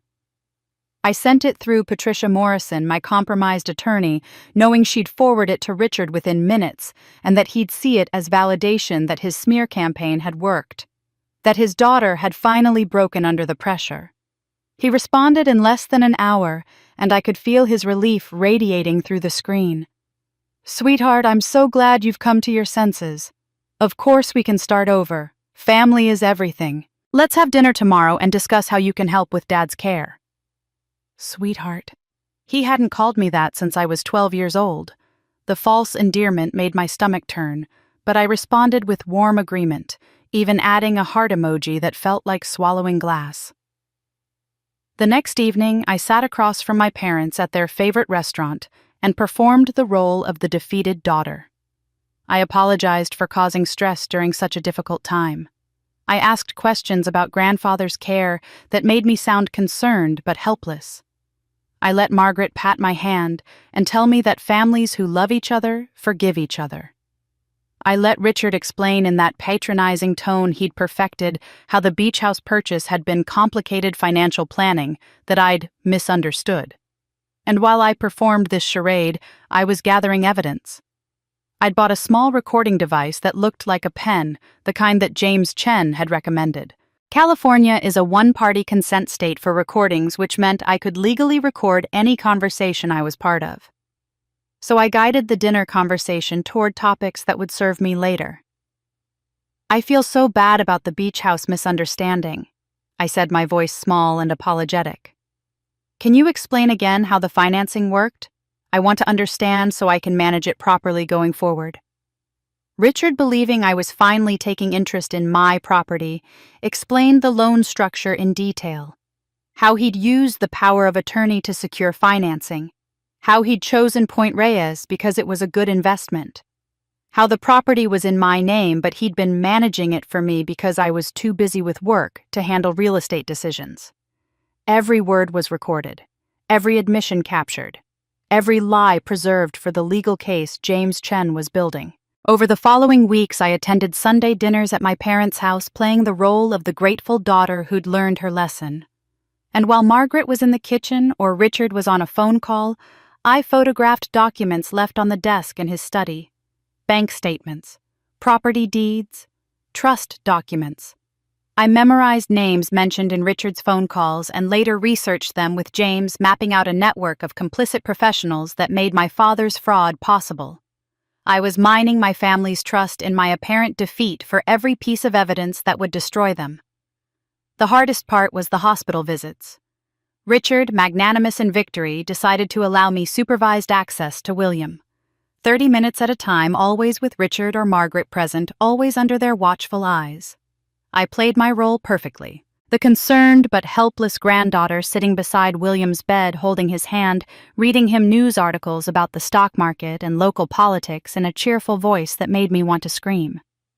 I never discussed anything substantive, never mentioned the legal case, never let on that I was planning anything at all. But I was communicating with my grandfather the entire time. When I was young, maybe 7 or 8, William used to take me to business meetings. I'd sit quietly in the corner while he negotiated deals, and he taught me a system: squeeze my hand once for yes, twice for no. That way, he could get my input on people without interrupting the flow of conversation. "Do you trust this person?" he'd ask later, and I'd squeeze once or twice and he'd listen. Now, with William's speech still slurred from the stroke and the sedatives, I revived that old system. While reading him an article about tech stocks, I would quietly squeeze his hand and ask questions that Richard couldn't hear or wouldn't understand the significance of. "Grandpa, can you hear me clearly?" One squeeze. "Yes." "Do you understand that Richard has conservatorship?" One squeeze. "Are you aware of what's in your medication?" One squeeze. His grip tightened slightly, and I understood. He knew. He knew what they were doing to him. "Do you trust me to handle this?" One fierce, forceful squeeze. "Yes." And then unprompted 3 squeezes. Our old signal. "I love you." I squeezed back 3 times, blinking hard against tears, while Richard stood in the doorway scrolling through his phone, completely oblivious to the silent conversation happening 3 feet away from him. After one of these visits, I walked through the hospital's parking garage toward my car, emotionally exhausted from maintaining the performance. The garage was dim and nearly empty at this hour. I was reaching for my car door when I heard footsteps behind me. I turned. Catherine stepped out from behind a concrete pillar, and my breath caught. She looked frightened, glancing around the garage like she expected someone to appear at any moment. Her hands were shaking. "I can't do this anymore," she said, her voice barely above a whisper. "I need to show you what I found. But if Mom finds out I talked to you, I don't know what she'll do to me." I looked at my sister standing there in the shadows of the parking garage, seeing fear in her eyes that looked genuine. But I'd learned not to trust appearances, especially from family members who'd spent 32 years accepting my marginalization as the natural order of things. "Not here," I said quietly. "And not now. If they're watching you, we can't be seen together yet." "Tomorrow," Catherine said urgently. "There's a walking trail in Golden Gate Park near the Conservatory of Flowers. 2 o'clock. Please." I nodded and got in my car, watching in my rearview mirror as she hurried away toward a different section of the garage. My hands were shaking as I drove home. The next afternoon, I arrived at the walking trail 15 minutes early, scanning for anyone who might be following either of us. Catherine appeared right on time and I barely recognized her. Gone was the polished, put-together woman I was used to seeing. She wore jeans and a plain sweater, no makeup, her hair pulled back in a simple ponytail. She looked exhausted and somehow younger, like the careful veneer she usually maintained had been stripped away. We walked in silence for a few minutes, moving deeper into the park where the paths were less crowded. Finally, Catherine spoke. "I've been having panic attacks," she said, her voice small. "For months now. I kept telling myself it was stress about grandfather or about the wedding." She'd gotten engaged 6 months ago to a man I'd met exactly once. But I knew it was more than that. I knew something was deeply wrong, and I was terrified to look at it directly because I knew that once I saw it, I couldn't unsee it. She pulled out her phone with trembling hands and showed me a series of photographs. The first was a sheet of paper covered in handwriting practice. I recognized my signature written over and over in slightly different variations. And Catherine's signature practiced with the same obsessive repetition. "This was in Mom's desk drawer," Catherine said. "I found it 2 weeks ago when I was looking for stamps. The drawer was unlocked, which it never is. I think she wanted me to find it. Or maybe she was just getting careless." The next photo showed a draft letter, supposedly from me, thanking Richard for helping me purchase the Point Reyes property and manage the complex financing arrangements. It was written in my mother's handwriting, a practice version before she'd forged my signature. The third photo made my blood run cold. It was a page of notes in Margaret's precise script. N signature loops smaller on LG tends to slant right. Practice until muscle memory. C, signature more flourish on initial harder to replicate consistently. "Mom has been practicing forging our signatures," Catherine whispered. "Both of ours. I found these and I couldn't pretend anymore that this was normal family stuff." I studied the photographs, my professional mind cataloging them as evidence, even as my emotional mind processed what they meant. My mother had been preparing to commit fraud in both our names. Whatever Richard had done to me, Margaret had been his partner in it. And apparently, they'd been planning to use Catherine too. "Why are you showing me this now?" I asked. Catherine's face crumpled slightly, but she kept talking. "Because I've known for a long time that they treated you differently than me. I told myself it was because you were older, more independent, didn't need the same kind of support. But that wasn't true, and I knew it wasn't true." She stopped walking and turned to face me. "I knew it wasn't true, but it was easier to believe it because if I admitted they were treating you unfairly, I'd have to admit I was benefiting from it. And I liked my life, Nicole. I liked my apartment and my car and not having to worry about money. I liked being the favorite." It was the most honest thing she'd ever said to me. "I remember things," she continued, her voice shaking. "Things I pretended I didn't hear or didn't understand. When I was 16, I heard Mom tell Dad that Nicole should have been the one who didn't survive. I was standing right outside their bedroom door, and I heard it clearly. But I convinced myself I'd misheard, because what mother says that about her own child?" She wrapped her arms around herself. "I saw the way they looked at you when grandfather praised you. The way Dad's face would go tight and angry. The way Mom would change the subject or find some way to diminish whatever you'd accomplished. I saw it, and I didn't say anything because saying something would have meant choosing a side. And I was comfortable on the side I was on. But then grandfather had the stroke," I said quietly. "Yes. And I watched Dad take conservatorship while you were sitting in the waiting room. I saw your face when the guard wouldn't let you see him. And I realized they're not just treating you unfairly. They're actively trying to hurt you. They're trying to destroy you. And if they'll do that to you, what does that say about who they really are?" Her eyes filled with tears. "What does that say about the life they've given me?" I wanted to hug her. Some part of me that still remembered when we were children before the favoritism became so pronounced wanted to tell her it was okay that I forgave her, that we could be sisters now. But I'd learned hard lessons about trust. "I appreciate you showing me this," I said carefully, "and I believe you're genuinely upset by what you found. But Catherine, I need you to understand something. You've benefited from their abuse of me for 32 years. You've lived a comfortable life built on money that should have been shared equally opportunities I was denied, love that was withheld from me and lavished on you." She flinched, but I continued. "You didn't create that situation, but you also didn't question it until it became uncomfortable for you personally. Until you saw those practice sheets and realized that maybe you weren't safe either. That maybe being the favorite just meant you were useful to them right now." "That's not fair," she whispered. "Isn't it? You said it yourself, you knew something was wrong for years, but you didn't want to look at it because your life was comfortable. I don't blame you for being a child caught in a dysfunctional family dynamic. But you're not a child anymore. You're 32 years old and you made choices."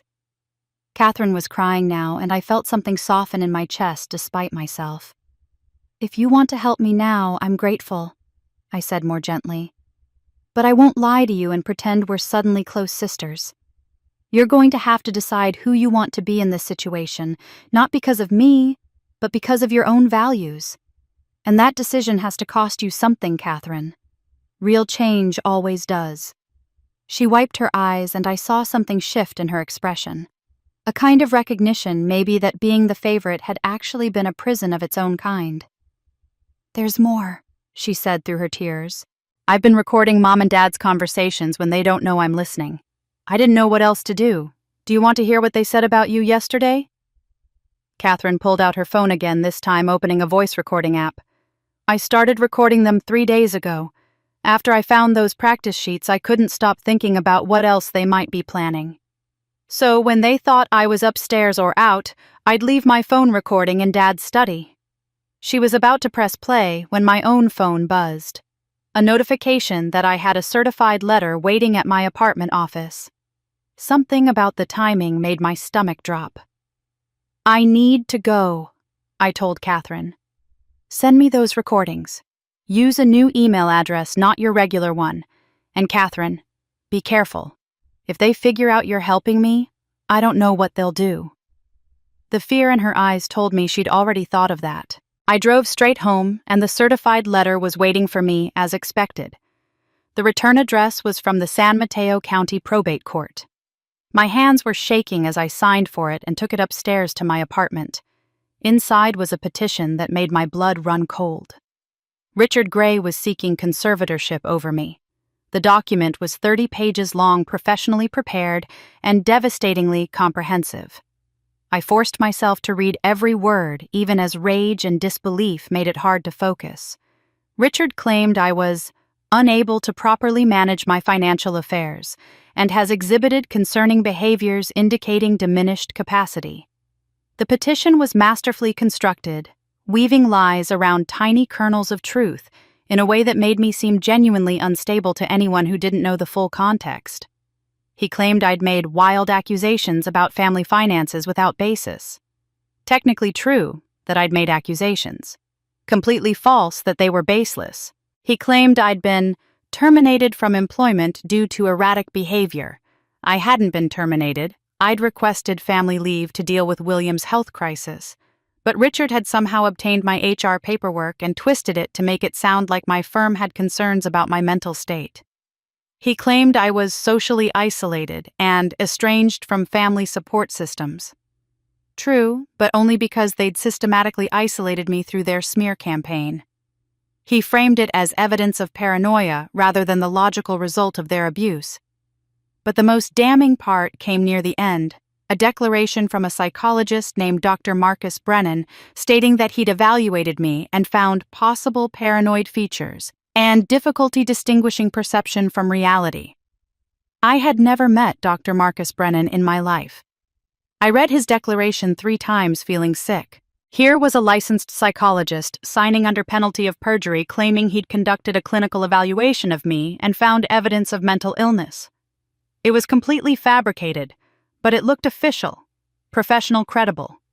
The petition requested that the court appoint Richard as temporary conservator over my person and estate, pending a full competency evaluation. If granted, he would have the same control over me that he currently had over William.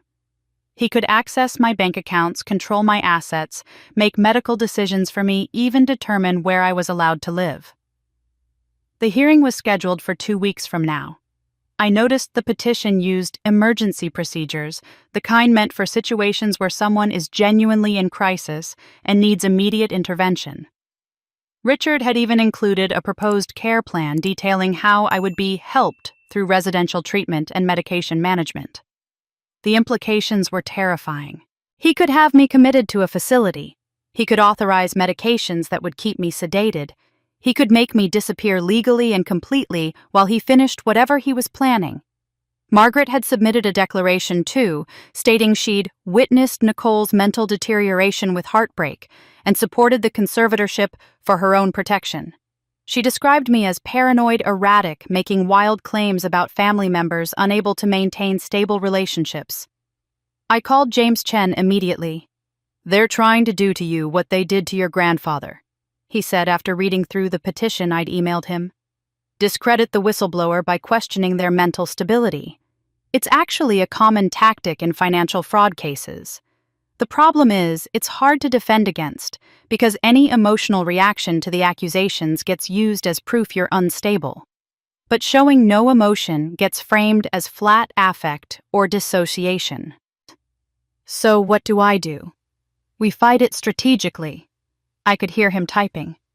"First, you undergo an independent psychiatric evaluation. I know a forensic psychiatrist, Dr. Marion Ross. She literally wrote the textbook on identifying manufactured mental health crises. She's testified in dozens of cases like this. We get her evaluation showing you're completely sound, and we submit it to the court. What else? We file a counter motion requesting that the court order Richard and Margaret to undergo competency evaluations too. If mental fitness is being questioned, we argue that all parties involved in this family financial dispute should be evaluated equally. It puts them on the defensive. And Dr. Brennan? Leave him to me. I'm already on it." 2 days later, James called with an update. His investigator had uncovered Dr. Brennan's connection to Richard. They were college roommates. Brennan had attended Richard's wedding, and over the past year, Brennan had received $50,000 in consulting fees from Richard's company. "The declaration is fraudulent," James said. "Brennan never evaluated you. He committed professional misconduct by signing a document claiming he did. We're filing a complaint with the psychology board and including evidence of his financial relationship with Richard in our response to the court." I'd undergone the evaluation with Dr. Ross the day before. 6 hours of interviews, psychological testing, review of my medical history, even conversations with my employer and my physician. Dr. Ross had been thorough professional, and by the end I could see the anger in her eyes at what Richard was trying to do. "You're one of the most psychologically healthy people I've evaluated," she'd told me. "Your responses are logical, your emotional regulation is excellent, your reality testing is completely intact. This petition is malicious fiction." Fine. 2 days before the hearing, I was at work trying to focus on a client presentation when Dr. Ross's office called. "Ms. Gray, I need to inform you about something," her assistant said. "We received a subpoena from Richard Gray's attorney this morning demanding all notes from your evaluation. They're claiming doctor-patient privilege doesn't apply because the evaluation was conducted for legal purposes rather than treatment. Dr. Ross is going to fight it, but you should know they're trying to see what you told her." I thanked her and ended the call, my mind racing. Richard wanted to see my evaluation notes. He wanted to know what I'd told Dr. Ross, what questions she'd asked, what my responses had been. He was looking for anything he could twist, any small statement he could take out of context and use against me. The hearing was in 48 hours, and my father was still trying to find ways to destroy me. The day of the hearing arrived faster than I expected. I dressed carefully that morning, choosing a navy suit that said professional without being aggressive, minimal jewelry. My hair pulled back in a way that looked competent and composed. I needed to look like someone who had their life together, not someone who needed a conservator. The probate courtroom was smaller than I'd imagined, wood-paneled and formal, with high ceilings that made voices echo slightly. Judge Patricia Weinstein presided from the bench, a woman in her late 50s, with sharp eyes and an expression that suggested she didn't suffer fools gladly. Richard and Margaret sat at the petitioner's table with their attorney, a silver-haired man who radiated expensive legal expertise. My parents had dressed for the part too, projecting concerned parental worry. Margaret dabbed at her eyes with a tissue. Richard's face was lined with what looked like genuine distress. I sat with James Chen at the respondent's table, Dr. Marion Ross sat in the gallery ready to be called as a witness. Richard's attorney went first, painting a picture of a woman in crisis. He described me as estranged from family, making paranoid accusations against loving parents who only wanted to help me. He cited the fake declaration from Dr. Brennan. He mentioned my erratic behavior at work and my social isolation. He made it sound like I was teetering on the edge of a breakdown, desperately in need of intervention. Then James called Dr. Ross to the stand. The energy in the courtroom shifted the moment she began speaking. Dr. Ross had the kind of calm authority that comes from decades of expertise, and she wielded it like a scalpel. I evaluated Ms. Gray for 6 hours over 2 days, she testified, looking directly at Judge Weinstein. I administered the MMPI-2, which is the gold standard psychological assessment tool. I conducted extensive clinical interviews. I reviewed her complete medical history. I spoke with collateral sources, including her employer, her physician, and her landlord. And your findings? The judge asked. Ms. Gray demonstrates no evidence of any mental illness, personality disorder, or cognitive impairment. Her reality testing is intact. Her emotional responses are appropriate to her circumstances. Her thought processes are logical and organized. In fact, Your Honor, she demonstrates exceptional emotional regulation, given the significant stressors she's currently experiencing. Richard's attorney tried to discredit her during cross-examination, but Dr. Ross was unshakable. When he brought up Dr. Brennan's declaration, she leaned forward slightly. Dr. Brennan's declaration violates multiple ethical standards, she said clearly. He claims to have conducted a clinical evaluation of Ms. Gray, but there's no documentation of such an evaluation. No test results, no clinical notes. Furthermore, my investigation revealed that Dr. Brennan has a long-standing personal relationship with Mr. Richard Gray and has received significant consulting fees from Mr. Gray's company. His declaration appears to be professional misconduct of the most serious kind. I watched my father's face go rigid. Then James called me to testify. I'd prepared for this moment, rehearsed what I would say, but my heart was still pounding as I took the oath and sat in the witness box. I looked at Judge Weinstein, not at my parents. James asked me about my financial situation, and I took a breath. Your Honor, I'd like to submit my financial records for the court's review, I said, handing a folder to the bailiff. Inside were tax returns, bank statements, business incorporation documents, investment portfolios. Everything I'd kept private from my family for 15 years. I own my consulting firm outright, Gray Financial Advisory Services. Last year, we generated $2.3 million in revenue. I have $1.8 million in liquid assets. I own my home in Pacific Heights free and clear.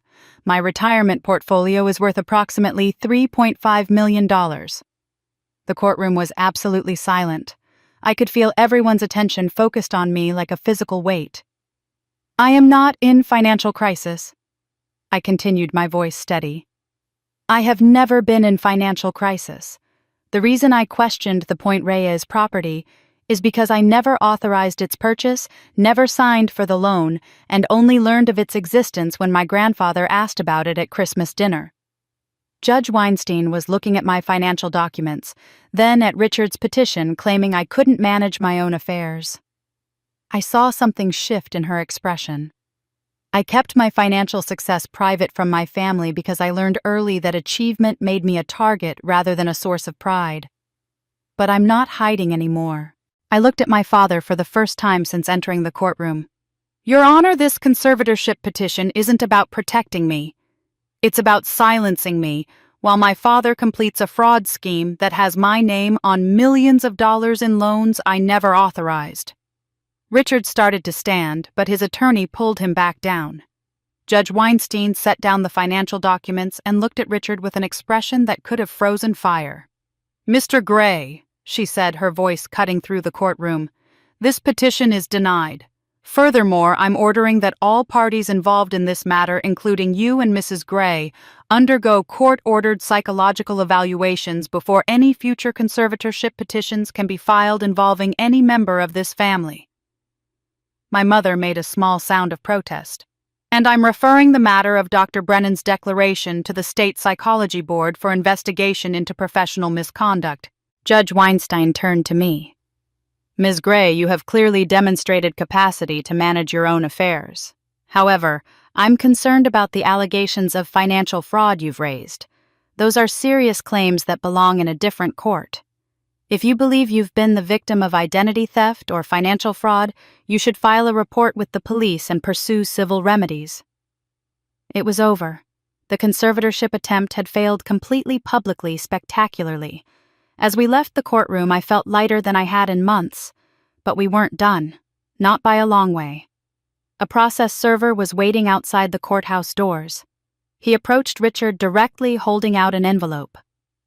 "Richard Gray, you've been served." My father took the envelope automatically, his face still pale from the hearing. He opened it, and I watched the color drain even further as he read.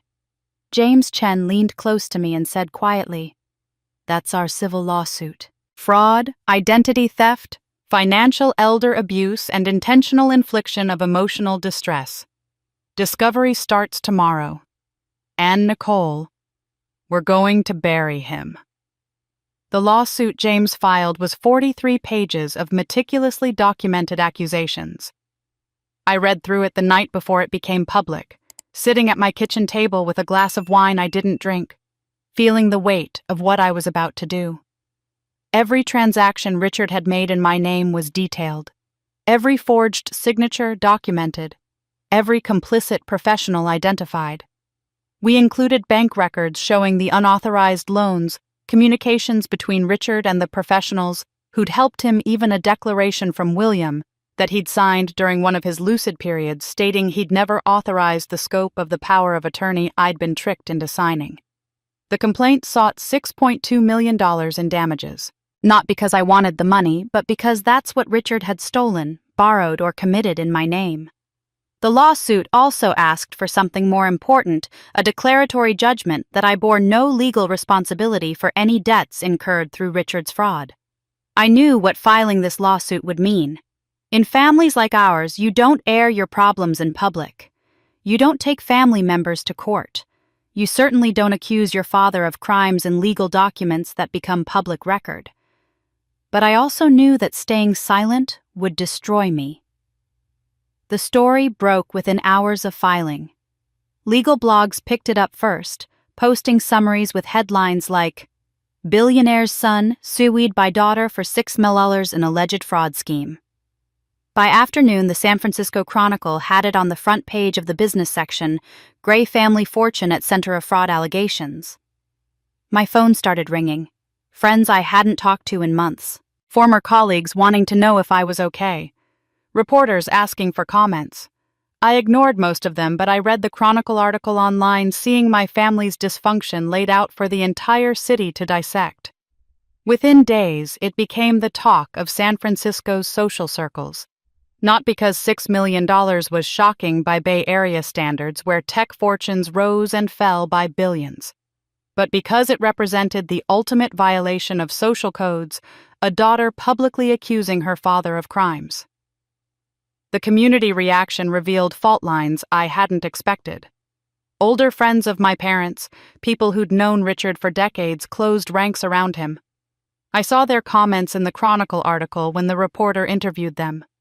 "Family disagreements over money happen in every generation," one of my father's business associates said. "But litigation is so destructive. They should work this out privately for the sake of the family name, Mrs." Henderson from my mother's bridge club wrote a letter to the editor about how sad it is when children forget the sacrifices their parents made for them. But there was another response too, one I hadn't anticipated. Former clients started reaching out to me, but not to withdraw their business. They wanted to share their own stories. A woman named Jennifer told me about her father controlling her trust fund well into her 30s, making her beg for access to her own money. Marcus described his mother taking out credit cards in his name when he was 17, destroying his credit before he was old enough to vote. Patricia, a successful attorney in her 50s, confided that her brother had used her identity to secure business loans that failed, leaving her with debt that took a decade to clear. "But I never told anyone," Patricia said over coffee. "Because who sues family? Who wants to be the person who destroyed family relationships over money? We're supposed to forgive, supposed to keep peace." I realized my lawsuit had become more than my personal fight. It was highlighting a pattern of financial abuse that happened in respectable families all the time, but rarely got prosecuted because victims chose silence over scandal. Some clients did leave uncomfortable with being associated with family conflict. But I gained new ones too. People who saw my willingness to fight as evidence of integrity rather than disloyalty. The person the publicity hit hardest was my mother. Margaret had spent 35 years building an image: the perfect mother, the devoted wife, the gracious society figure who hosted charity luncheons and served on museum boards. Now that facade was crumbling in newspaper articles and legal filings that anyone could read. I heard from Aunt Diane that Margaret had started drinking heavily. "She shows up to events already tipsy," Diane told me with a mixture of concern and disapproval. Last week at the Botanical Garden fundraiser, she was slurring her words. Margaret's social media posts became erratic, defensive. At 2 a.m, she'd post things like, "Family loyalty used to mean something in this country. Now daughters sue their parents for doing their best to help. So sad what our society has become." I stopped looking at her posts. They were painful in a way I hadn't expected, revealing a woman who genuinely seemed to believe she was the victim in this situation. But the biggest surprise came from Catherine. 2 weeks after the lawsuit went public, my sister released a brief statement that her gallery helped her draft. "I love my family, but I cannot support all of their decisions. I'm taking time to understand my own values separate from family expectations." Then she moved out of the Pacific Heights apartment Richard paid for. She took a job as a junior curator at a small gallery that paid maybe a tenth of what her lifestyle had cost. She got a studio apartment in the outer Sunset, a neighborhood she'd never have considered before. Richard tried to punish her, cutting off her credit cards and canceling the Range Rover's lease. But Catherine didn't cave. She bought a used Honda Civic and started taking the bus when she needed to save money. It wasn't a complete break. Catherine didn't publicly side with me in the lawsuit. But it was a clear statement of independence that I knew cost her more than anyone else realized. 3 weeks after filing the lawsuit, my phone rang with a number I didn't recognize. I almost didn't answer, assuming it was another reporter. "Ms. Gray, this is Deputy District Attorney Sarah Martinez from the San Francisco DA's office. We've been reviewing your civil lawsuit filings, and we have some questions about the allegations regarding your grandfather's conservatorship and medical treatment." My heart started pounding. "We'd like you to come in for an interview," she continued. "We are considering whether criminal charges are appropriate in this case." The meeting with Deputy DA Sarah Martinez was scheduled for the following week, which gave me time to prepare. But it also gave my father time to make his next move. James called me 3 days later, his voice tight. "Richard's attorney just announced a press conference for tomorrow. Courthouse steps. They're promising to address false allegations and set the record straight." I felt my stomach drop. He's going public. He's cornered. The lawsuit is gaining traction. The DA is investigating. The conservatorship attempt failed. This is a desperate move, but that makes it dangerous. Desperate people do unpredictable things. The next morning, I sat in James's office watching the live stream on his computer. The courthouse steps were crowded with reporters, cameras, microphones. My father appeared right on schedule, wearing an expensive but understated suit that projected authority without arrogance. My mother stood beside him, looking fragile and tearful, dressed in soft colors that made her seem vulnerable. They'd choreographed this perfectly. Richard spoke first, his voice heavy with emotion that looked genuine to anyone who didn't know him. "It breaks my heart to be standing here today. No parent should have to defend themselves publicly against their own child. But the allegations Nicole has made are so serious, so damaging to our family's reputation and to the legacy my father built, that silence is no longer an option. He laid out his version of events with the skill of someone who'd spent weeks preparing. The beach house was a generous gift to provide for my future. The power of attorney was signed with my full knowledge and consent. My accusations stemmed from a tragic psychological pattern that began in childhood. We've tried as a family to address Nicole's struggles with love and professional help, he said. But sometimes, no matter how much you try to help someone, they can't see past their own pain. Then my mother stepped forward to speak, and I felt ice settle in my chest. I knew what was coming. The only weapon they had left was the truth about my pain twisted into a lie about my sanity. Our daughter Nicole was born a twin, Margaret said, and her voice broke in exactly the right place. Her sister Catherine died just hours after birth. It was the most devastating experience of my life. I watched her dab at her eyes, performing grief for a child whose death she'd spent 35 years making me pay for. I spent years in therapy trying to process that loss, she continued, trying to be a good mother to the daughter who survived. But Nicole internalized a belief that we blamed her for her sister's death. No matter how much we reassured her, no matter how much we loved her, she carried this guilt, and she interpreted everything we did through that lens of survivor's guilt. It was a masterful distortion. Take the real fact that she did blame me, that she did make me carry her grief, and reframe it as my delusion. Make me the unreliable narrator of my own trauma. When we had our second daughter and named her Catherine to honor the baby we lost, I think that's when Nicole's perception really shifted. She saw it as us replacing her when really we were trying to heal as a family. Richard stepped back in. We've tried for years to help Nicole work through these feelings. The beach house, the financial support, the attempts to include her in family decisions, all of it has been us trying to show her she's loved and valued. But she's so convinced we're against her that she's reinterpreted our generosity as manipulation. She's rewritten our entire family history through the lens of her pain. The press conference lasted 20 minutes. By the time it ended, my hands were shaking. Within hours, the think pieces started appearing online.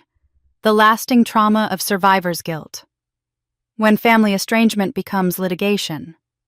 The daughter who couldn't forgive. I made myself read them, needing to know what narrative was being built around me. The comment sections were worse.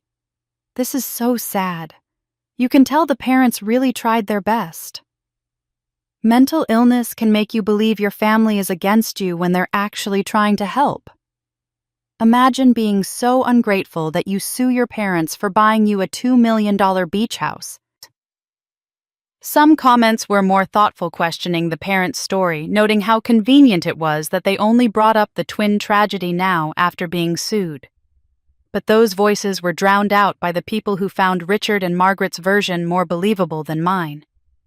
I sat in James's office watching strangers debate my sanity and my motives, watching my parents perform grief for a daughter they'd emotionally abandoned.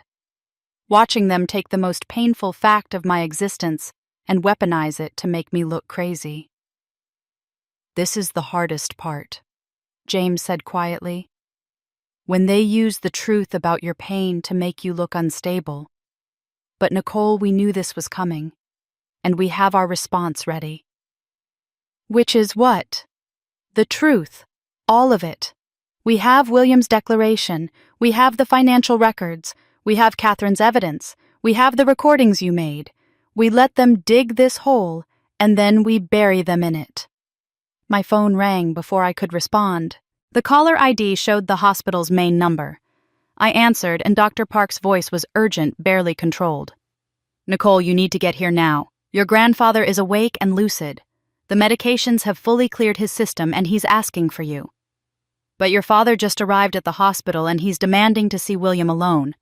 I told him I needed to check William's vitals first, but I can't stall him much longer. If Richard gets in that room before you do, I don't know what he'll say to your grandfather, or what he'll try to make him sign." I was already grabbing my bag, already moving toward the door. "I'm on my way. Don't let Richard in that room. I'll be there in 15 minutes. I made the 15-minute drive to San Francisco General in 12, my hands gripping the steering wheel hard enough to hurt. James had prepared an emergency petition for review of William's conservatorship weeks ago, anticipating this exact moment when William would be lucid enough to speak for himself. I'd filed it electronically 90 minutes ago from my phone the moment Dr. Park had called to say William was awake and clear-headed. Now it sat somewhere in the court system waiting for a judge to sign it. But until a judge's signature appeared on that petition, Richard's conservatorship remained in force, which meant Richard had every legal right to be in William's room, and I had none. I parked illegally in the emergency zone and ran into the hospital taking the stairs because the elevator was too slow. Dr. Park was waiting outside the ICU entrance, her body positioned to block the doors. "Your father is in there with William right now," she said quietly. "I told him 15 minutes only, citing medical protocols.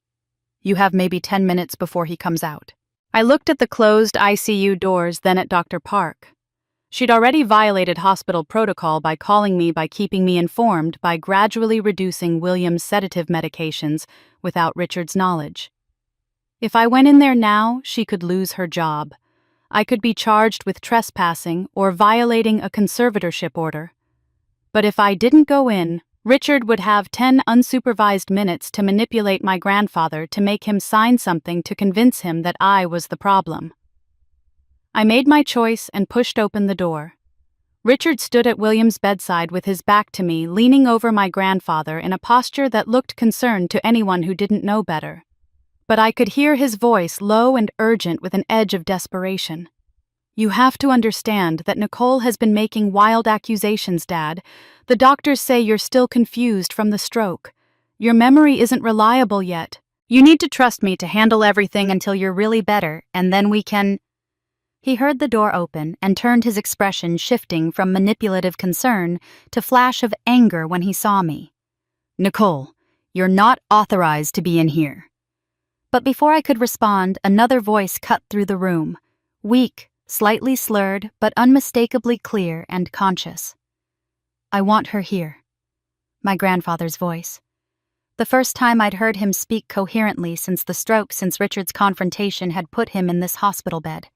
His right side was still partially paralyzed, and the words came out slower than his normal cadence, but his eyes when they met mine were sharp and aware. "I want to speak to my granddaughter," William said, each word deliberate. "Alone." Richard's carefully constructed facade cracked like glass. "Dad, you don't understand what she's been doing. She's trying to take advantage of your condition. She's filed a lawsuit against me. She's making accusations about the family. She's trying to—" "Get out, Richard!" William's voice was soft, but it carried the weight of someone who'd spent 50 years making decisions that moved millions of dollars. "I know exactly what she's been doing, and I know exactly what you've been doing. Get out of my room." For a moment, I thought Richard might refuse. I could see him calculating, weighing his options. He was still the legal conservator. He could call security. He could assert his authority. But something in William's expression stopped him. Maybe it was seeing the father he'd known his entire life, the man who'd built an empire, looking at him with complete clarity and complete disgust. "Fine," Richard said, his voice tight. "But the doctors will hear about this violation of medical protocols. You're not well enough to make decisions, and I'm not going to let Nicole manipulate you in your condition." And he left, but I knew it wasn't over. He'd be back with lawyers and court orders and security probably within the hour. The moment the door closed behind him, William's expression softened. He reached out with his left hand, his right still wasn't responding well, and I took it, feeling how much smaller and frailer it seemed than before the stroke. "Tell me," he said simply. I did. Sitting beside his hospital bed, still wearing the clothes I'd worn to watch my parents' press conference, I told him everything. The $6 million in fraudulent loans, the conservatorship attempt over me, the smear campaign, the lawsuit, the press conference where my parents had weaponized the story of my dead twin sister to make me look unstable. William listened, asking occasional questions that showed his mind was working clearly despite the stroke's physical effects. When I finished, he was quiet for a moment. "I should have stopped him 20 years ago," he finally said. When David Chen died, I should have let the law handle Richard instead of protecting him. I told myself I was saving my son, giving him a second chance. But really, I was enabling him to hurt more people. I'm sorry, Nicole. I'm so deeply sorry I let it get this far. You couldn't have known he'd... I knew. His grip on my hand tightened. Maybe not the specifics, but I knew Richard hadn't changed, hadn't learned.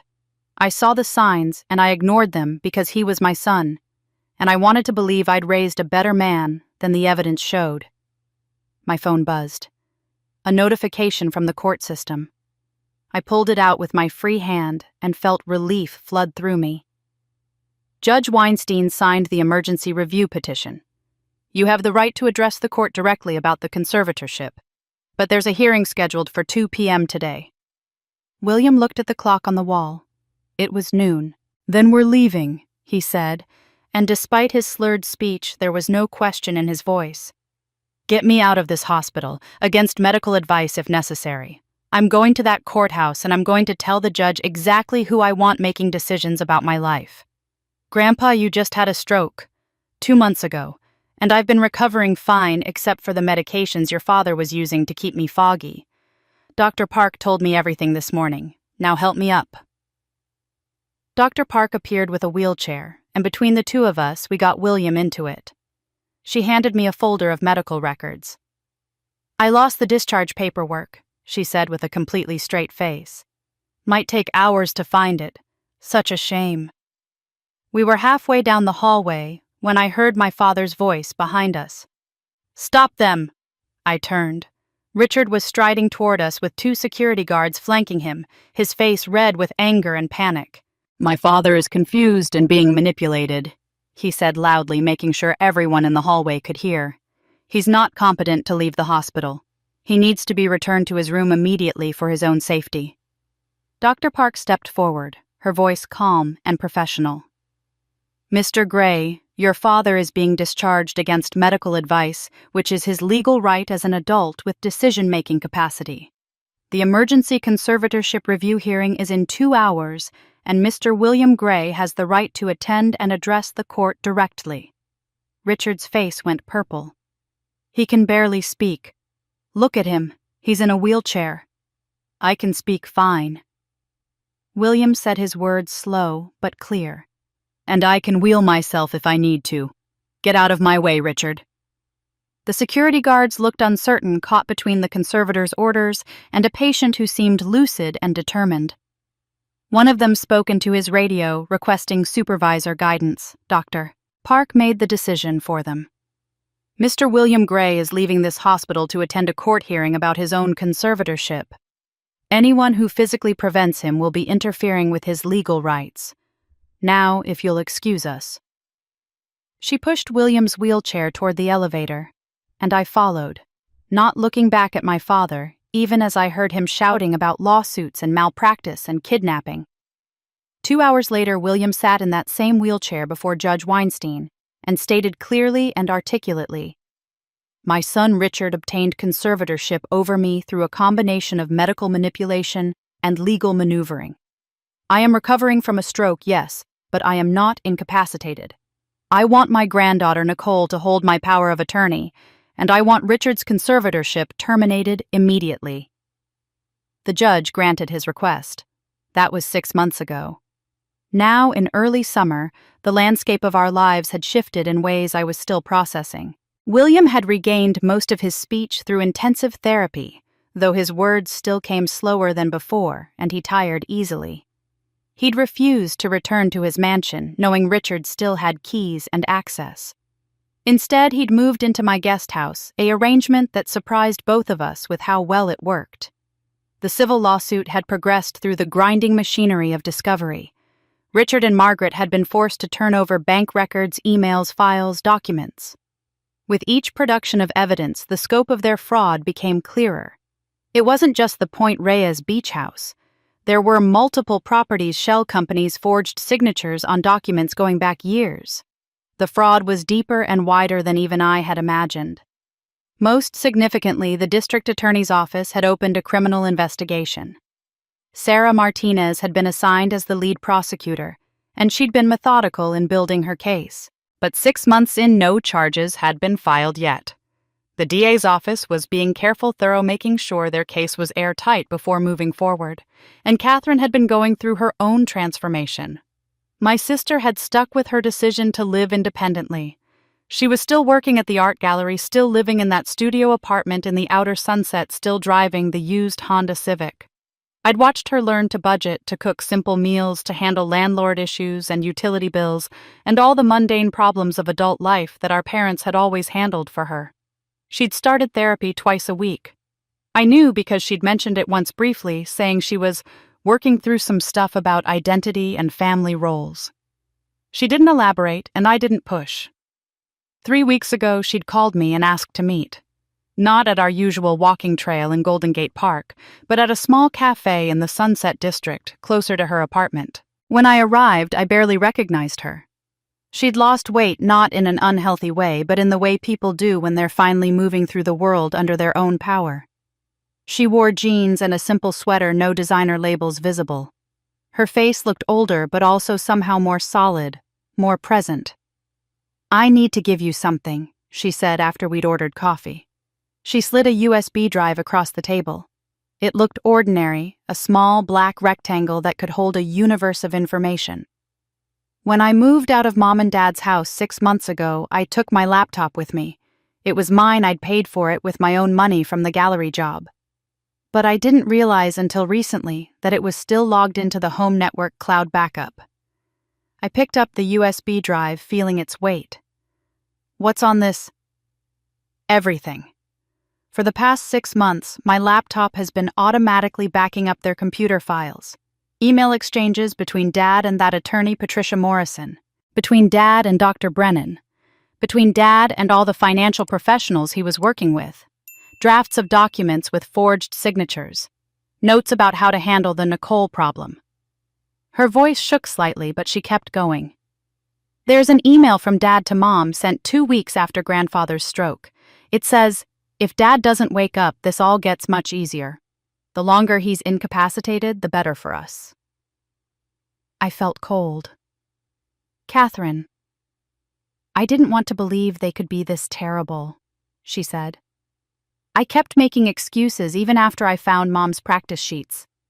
I told myself maybe it was a misunderstanding, maybe there was context I didn't have.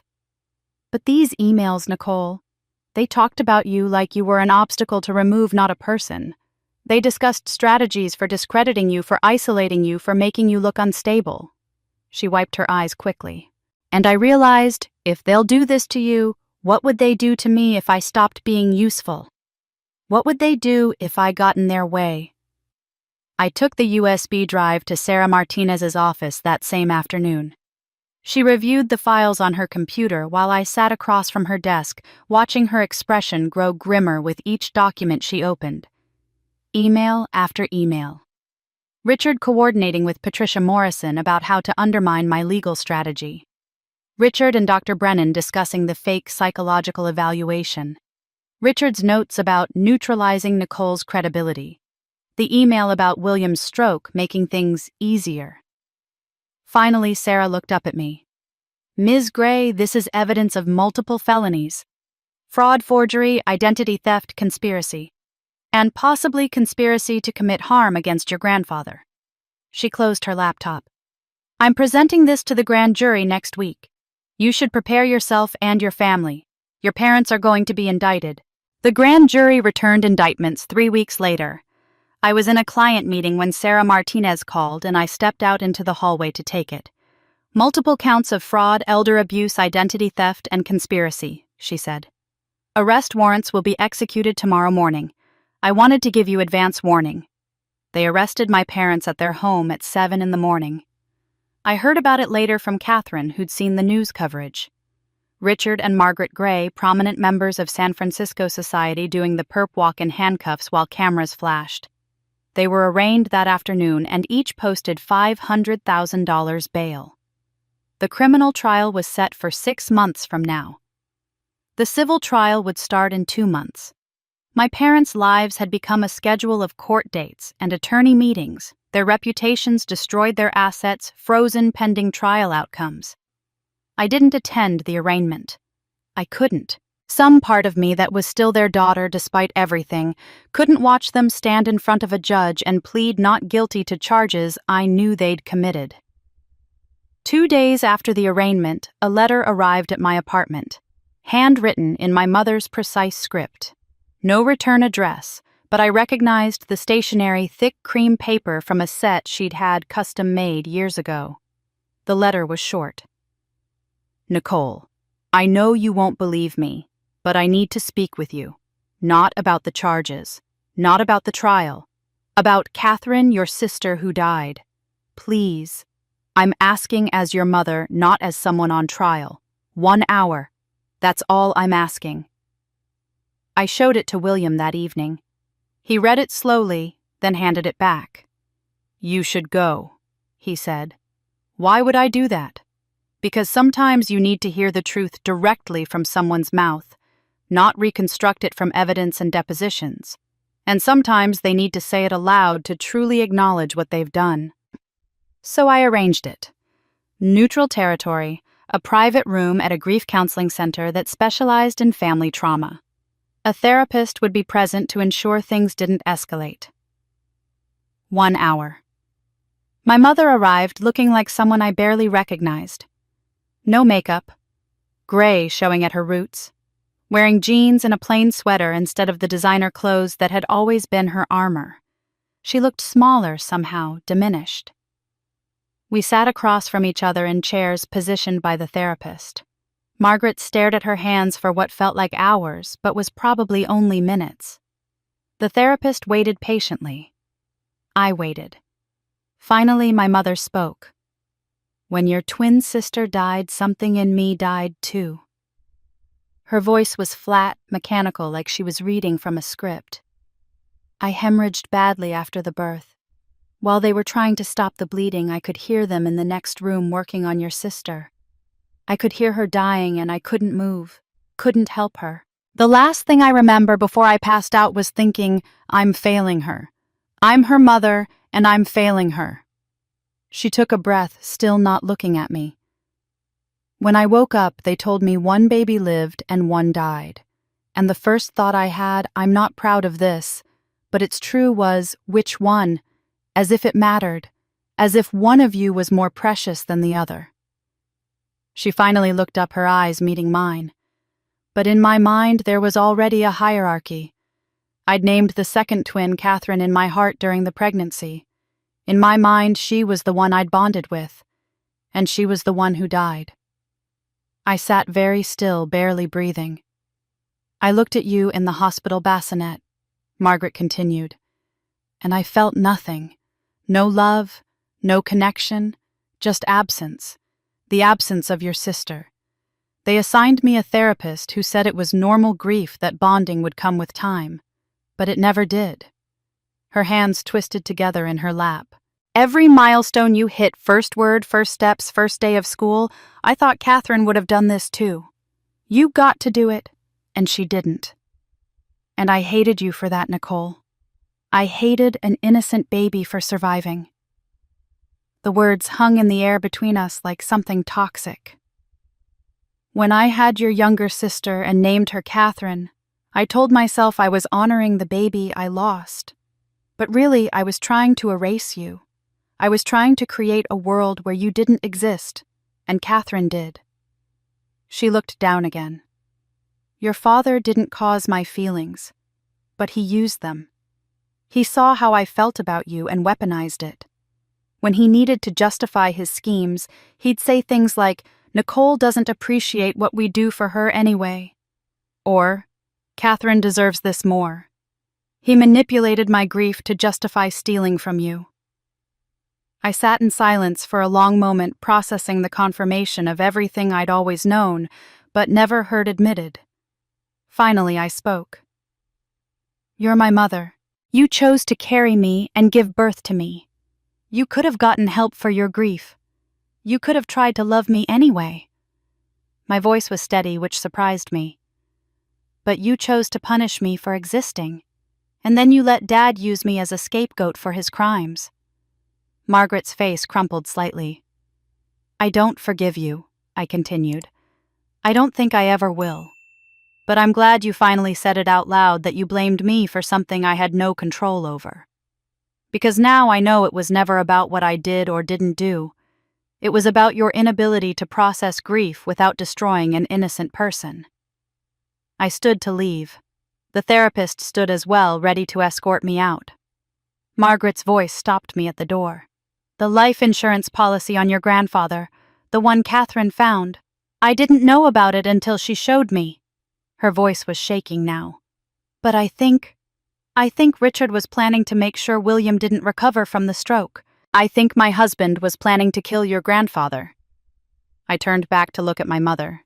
She was crying now, not the performative tears she'd shed at the press conference, but real ugly crying that made her shoulders shake. If you knew that you need to tell the DA, I said, you need to tell Sarah Martinez everything. Margaret nodded, wiping her face with her hands. I will. I already told my attorney I want to cooperate. But I needed to tell you first. I needed you to hear it from me.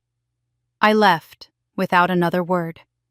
The civil trial began almost exactly 1 year after the Christmas dinner that had started everything.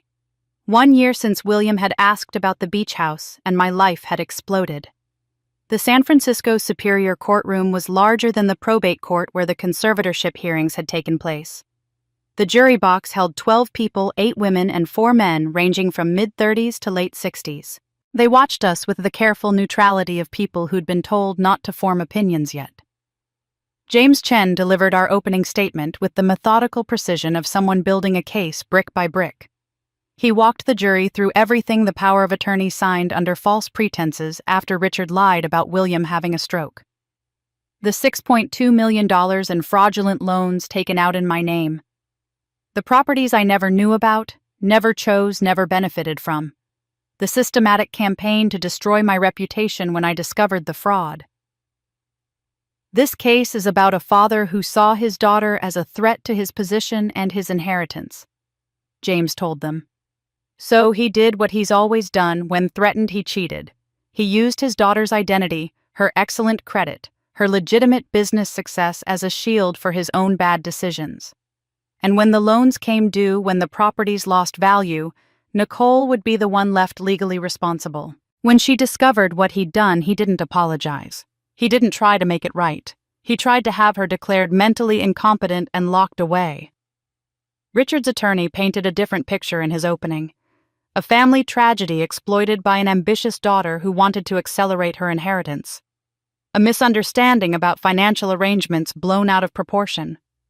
Parents who'd only wanted to help their troubled daughter. It was a strategy, but after everything that had been revealed in the past year, I didn't think it would work. The trial lasted 3 weeks. Witnesses cycled through the stand, each adding pieces to the puzzle. The bank officer who'd approved the Point Reyes loan testified about the documentation Richard had provided. Everything appeared completely legitimate, she said. We had Ms. Gray's identification, her tax returns showing substantial income, her credit report, and a power of attorney that appeared valid and properly notarized. Park testified about the medications prescribed during William's conservatorship, explaining clinically and clearly how they would impede cognitive recovery rather than support it. Catherine took the stand, and I watched my sister transform from the pampered woman I'd known to someone who could look a jury in the eye and tell the truth. Her voice shook as she described finding the forged signature practice sheets, but she didn't break. She testified about the life insurance policy with her forged signature, about the recordings she'd made about the moment she realized our parents were capable of treating us as obstacles rather than daughters.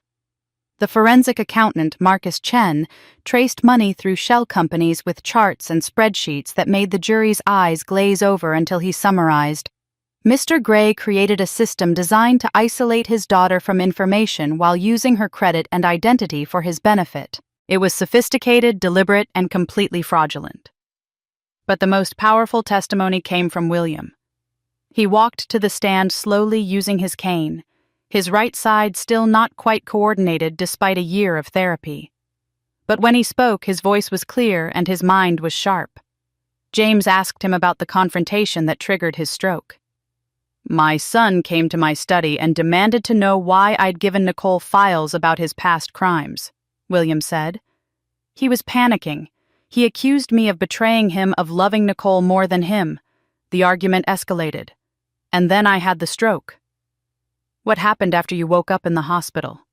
"Richard obtained conservatorship while I was unconscious. He used my medical crisis, a crisis he caused, to seize control of my life and my assets. He prescribed medications that kept me sedated and confused. He blocked Nicole from visiting me. He was using the conservatorship to silence me while he finished whatever scheme he was running." James walked William through the David Chen case from 20 years ago. William's voice was heavy with regret as he explained his choice to protect his son rather than pursue justice. "I thought I was giving him a second chance," William told the jury. "Instead, I taught him that he could commit crimes without consequences, and the consequence of my choice was that my son felt free to victimize my granddaughter." Richard's attorney tried to discredit William during cross-examination, suggesting his memory was unreliable after the stroke. But William was unshakable. He had dates, documents, specific conversations. He was the businessman who'd built an empire, and it showed. After 3 weeks of testimony, the jury deliberated for 6 days. I spent those days trying to work, trying to maintain some normalcy, but mostly just waiting. When the verdict came, James called me and told me to get to the courthouse immediately. The jury found Richard liable for fraud, breach of fiduciary duty, identity theft, and intentional infliction of emotional distress. They found Margaret liable as an aider and abettor on the fraud and emotional distress claims. The damages, $6.2 million in compensatory damages representing what they'd stolen and the costs I'd incurred fighting them, and $15 million in punitive damages, $10 million against Richard, $5 million against Margaret. Judge Morrison read the verdict and then added her own statement. "The jury has spoken clearly. This was not a family misunderstanding or a disagreement over finances. This was a deliberate, systematic scheme to defraud and destroy a family member. Mr. Gray, Mrs. Gray, you weaponized family bonds and parental authority to commit serious crimes." Richard sat frozen. Margaret wept quietly. I felt no triumph, just exhaustion and a sad kind of vindication. As James and I left the courthouse, Sarah Martinez was waiting on the steps. "The civil verdict helps our criminal case significantly," she said. "And I have news. The grand jury returned indictments on additional charges based on new evidence about your grandfather's medical treatment. The criminal trial starts in 60 days. We're seeking significant prison time." The criminal indictment Sarah showed me in her office the next day was devastating in its scope. I read through it twice, each charge feeling like a hammer blow. Richard faced 15 counts of identity theft, 8 counts of grand theft, 6 counts of forgery, 4 counts of elder abuse, and 2 counts of conspiracy to commit fraud. But the charge that made my breath catch was listed last, 1 count of attempted voluntary manslaughter, based on the life insurance policy and evidence that Richard had researched ways to cause natural-seeming strokes in elderly patients. "We found his search history," Sarah explained. "After William's first atrial fibrillation episode, your father was researching how long stroke recovery takes, what medications can worsen outcomes, even ways to trigger cardiac events that would appear natural in elderly patients with existing heart conditions." Margaret faced 8 counts of conspiracy, 6 counts of aiding and abetting fraud, 3 counts of forgery for the signature practice sheets, and 2 counts of elder abuse. If convicted on all counts, Richard faces up to 45 years in federal and state prison, Sarah said. Margaret faces up to 20 years. These aren't white-collar sentences with country club facilities. These are serious felonies. Richard's response was predictable. He fired his civil attorney and hired Marcus Holloway, one of California's most aggressive criminal defense attorneys. Holloway was known for destroying prosecution witnesses and creating reasonable doubt through character assassination. His reputation was built on getting guilty clients acquitted by making juries hate the victims more than the defendants. 2 weeks before trial, Sarah called to tell me she'd offered a plea deal. Richard can plead guilty to 5 counts of fraud and 2 counts of elder abuse. Recommended sentence of 15 years, serving a minimum of 12 before parole eligibility. Full restitution to you and William. Margaret can plead guilty to 2 counts of conspiracy and 1 count of elder abuse for 6 years. Will they take it? The deal requires both of them to allocute to stand before the judge and admit in open court exactly what they did and why. Richard rejected it within an hour. He told Holloway this is a vindictive prosecution driven by a daughter with psychological issues. I wasn't surprised. My father had never admitted fault for anything in his life. What about Margaret? She asked for time to think. Her attorney, Ellen Park, is more realistic than Holloway. She's counseling Margaret that the evidence against her is substantial, that she could face the maximum sentence if convicted at trial. 3 days before the criminal trial was set to begin, my phone rang early in the morning. Sarah Martinez. Margaret accepted the plea deal, she said. Without telling Richard, she's appearing in court this afternoon. I canceled my morning meetings and drove to the courthouse. James Chen met me there, and we sat in the gallery as Margaret was brought in. She looked smaller than I remembered, wearing a plain gray suit instead of her usual designer clothes.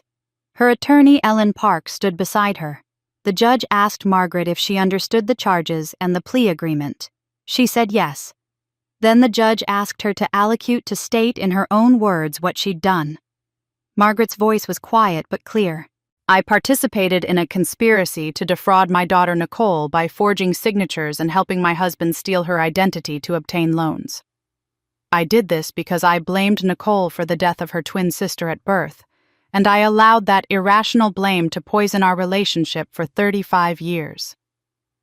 The courtroom was absolutely silent. I also participated in elder abuse against my father-in-law, William Gray, by approving inappropriate medical treatment to keep him incapacitated during my husband's conservatorship. I did these things knowingly and intentionally, and I am deeply ashamed. The judge sentenced her to 6 years in state prison with credit for time served eligible for parole after 4 years. Margaret was led away by bailiffs, and I watched her go feeling nothing. Not satisfaction, not vindication. Just emptiness. But then I noticed Richard at the defendant's table across the courtroom there for a pre-trial hearing. He was staring at Margaret with an expression of pure hatred. His wife had just saved herself by confirming every element of the prosecution's case against him. She'd admitted to being his co-conspirator, to helping him forge signatures, to participating in elder abuse. She'd guaranteed his conviction by pleading guilty to crimes they'd committed together. The unified front they'd presented at the press conference was shattered completely. Marcus Holloway stood immediately, his face red. Your Honor, I'm requesting an emergency continuance for Mr. Gray's trial. In light of Mrs. Gray's unexpected plea and allocution, we need time to review our trial strategy. Additionally, we're filing a motion to exclude Mrs. Gray's statements as prejudicial to Mr. Gray's right to a fair trial. The judge looked unimpressed. Mr. Holloway, your client has had months to prepare for trial. Mrs. Gray's decision to plead guilty doesn't change the evidence against your client. With respect, Your Honor, the prosecution has been coordinating with Mrs. Gray to time her plea for maximum prejudicial effect. This is deliberate trial manipulation. That's a serious accusation, counsel. Sarah Martinez stood. Your Honor, Mrs. Gray made her decision independently based on advice from her own attorney. The prosecution did not coordinate timing with any consideration of Mr. Gray's trial schedule. Mrs. Gray chose to take responsibility for her actions. That's not trial manipulation. The judge considered for a moment. I'll give you 72 hours, Mr. Holloway. The trial will begin Thursday morning as scheduled. Your motion to exclude is denied. Mrs. Gray's guilty plea is a matter of public record, and the jury will be instructed appropriately about considering evidence only as it relates to the defendant before them. As James and I left the courthouse, he said quietly, Margaret just handed us the conviction. No jury is going to believe Richard was innocent when his own wife pleaded guilty to being his accomplice. The criminal trial began on a Thursday morning in late autumn, more than a year after everything started. Marcus Holloway had crafted his defense strategy carefully.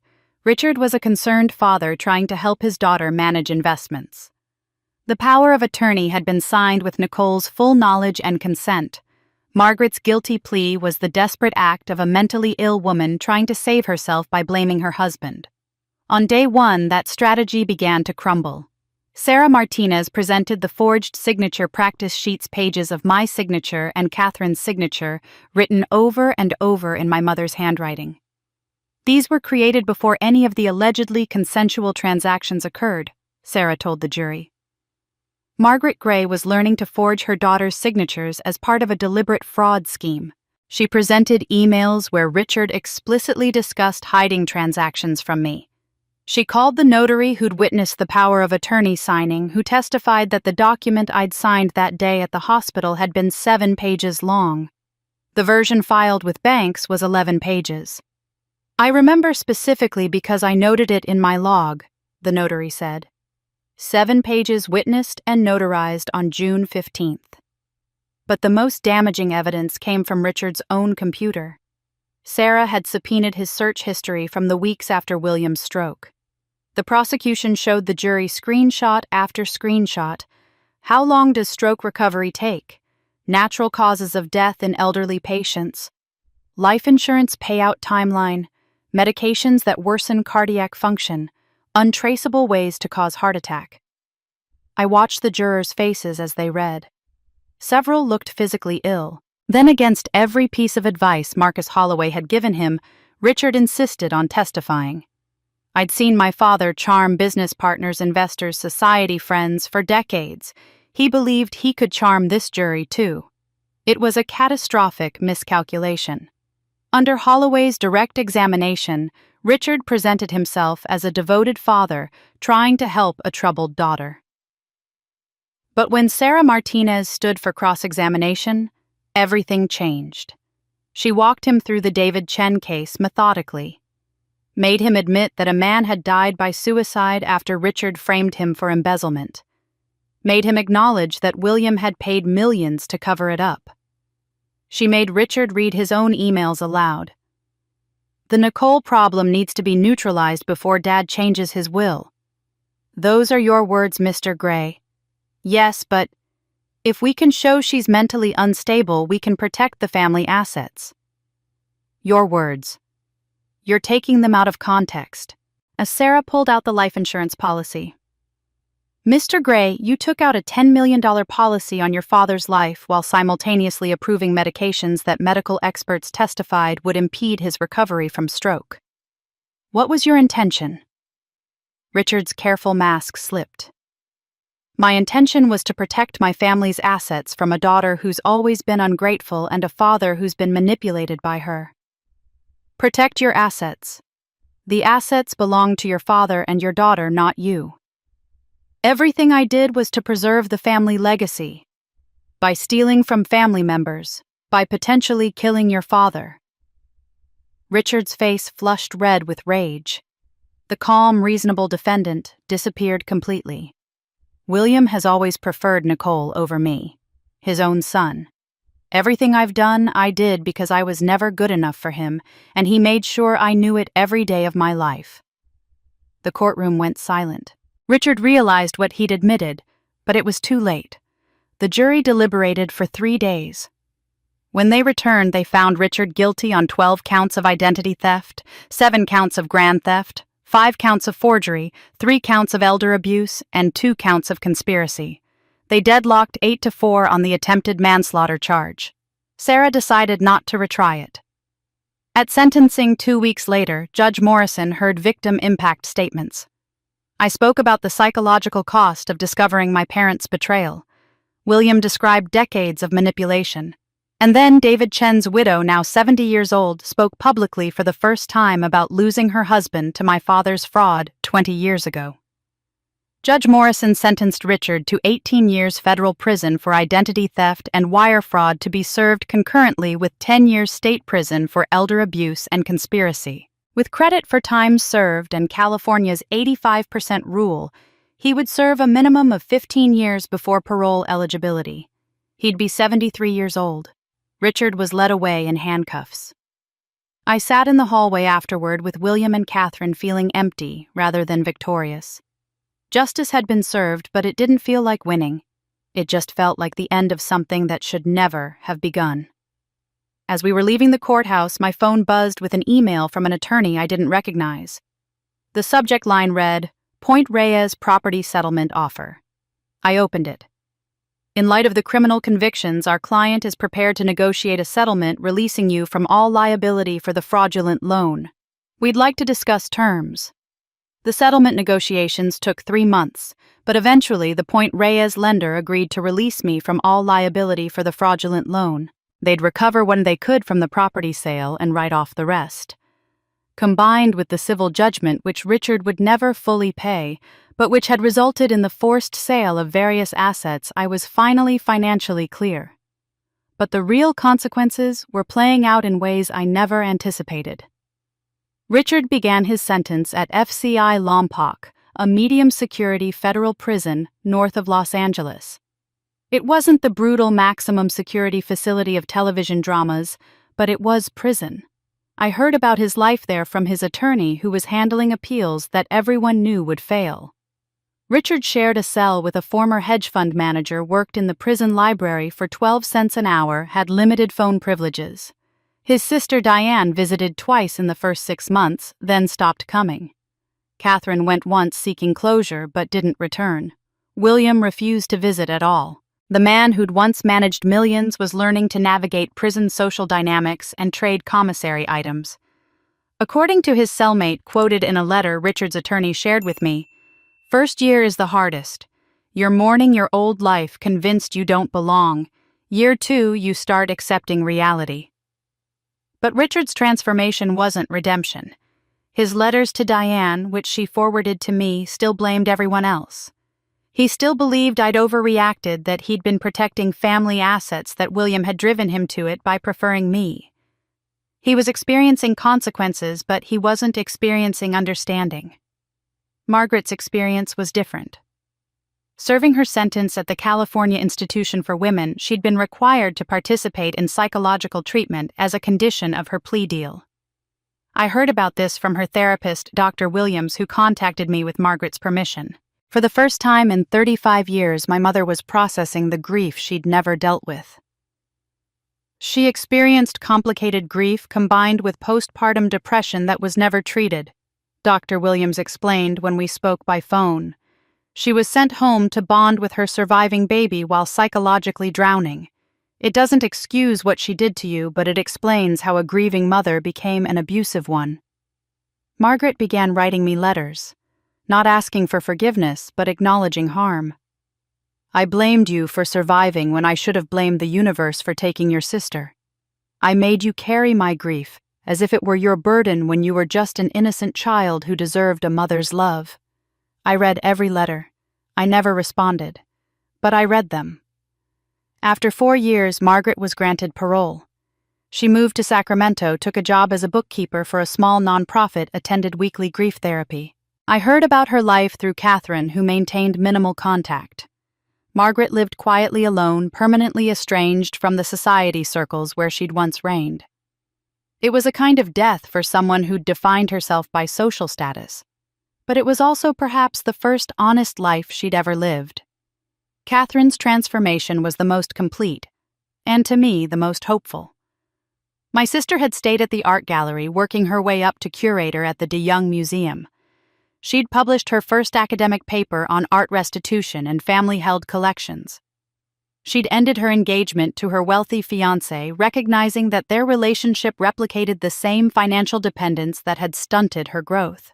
Now she was dating a high school teacher who made a fraction of what our father had, but who treated her as an intellectual equal. We met for coffee monthly. We talked about art, about current events, about her work and mine. We avoided discussing Richard or Margaret. It wasn't the closeness of sisters who'd grown up supporting each other, but it was real. It was honest. For her 30th birthday, I gave her a framed copy of our birth certificate, the one listing twin a Nicole, twin B, Catherine deceased. "You're not a replacement," I told her as she unwrapped it, tears in her eyes. "You're your own person. You deserve to live a life that's yours, not an inheritance from a baby who never got the chance." She hung it in her apartment. "I spent my whole life being someone's second chance at a perfect daughter," she said. "I think I'm ready to just be Catherine now." 3 years after Richard's conviction, I received a letter from the State Bar of California. They were investigating Dr. Marcus Brennan's conduct in relation to his false declaration in my conservatorship case. They wanted to interview me about professional misconduct by licensed practitioners in family law matters. I called them back the same day and scheduled the interview. The State Bar investigation into Dr. Marcus Brennan took 18 months, but eventually resulted in his license being suspended for 3 years and a hefty fine for professional misconduct. It was a small victory, but it mattered. One less corrupt professional who could be weaponized against vulnerable people. By then, 5 years had passed since that Christmas dinner when everything exploded. I'd rebuilt my life in ways I hadn't expected. The civil judgment against my parents had been partially satisfied through forced asset sales. The Point Reyes beach house went for $1.7 million at auction. Various other properties and accounts were liquidated. I would never see the full $21 million the jury awarded, but I'd recovered enough to resolve all the fraudulent debts and restore my credit completely. The banks had removed every negative mark acknowledging the fraud. The forged loans were discharged. My financial reputation was clear. I could have simply returned to my consulting practice full-time, rebuilt my personal wealth, and moved on with my life. But something William said to me years ago kept echoing.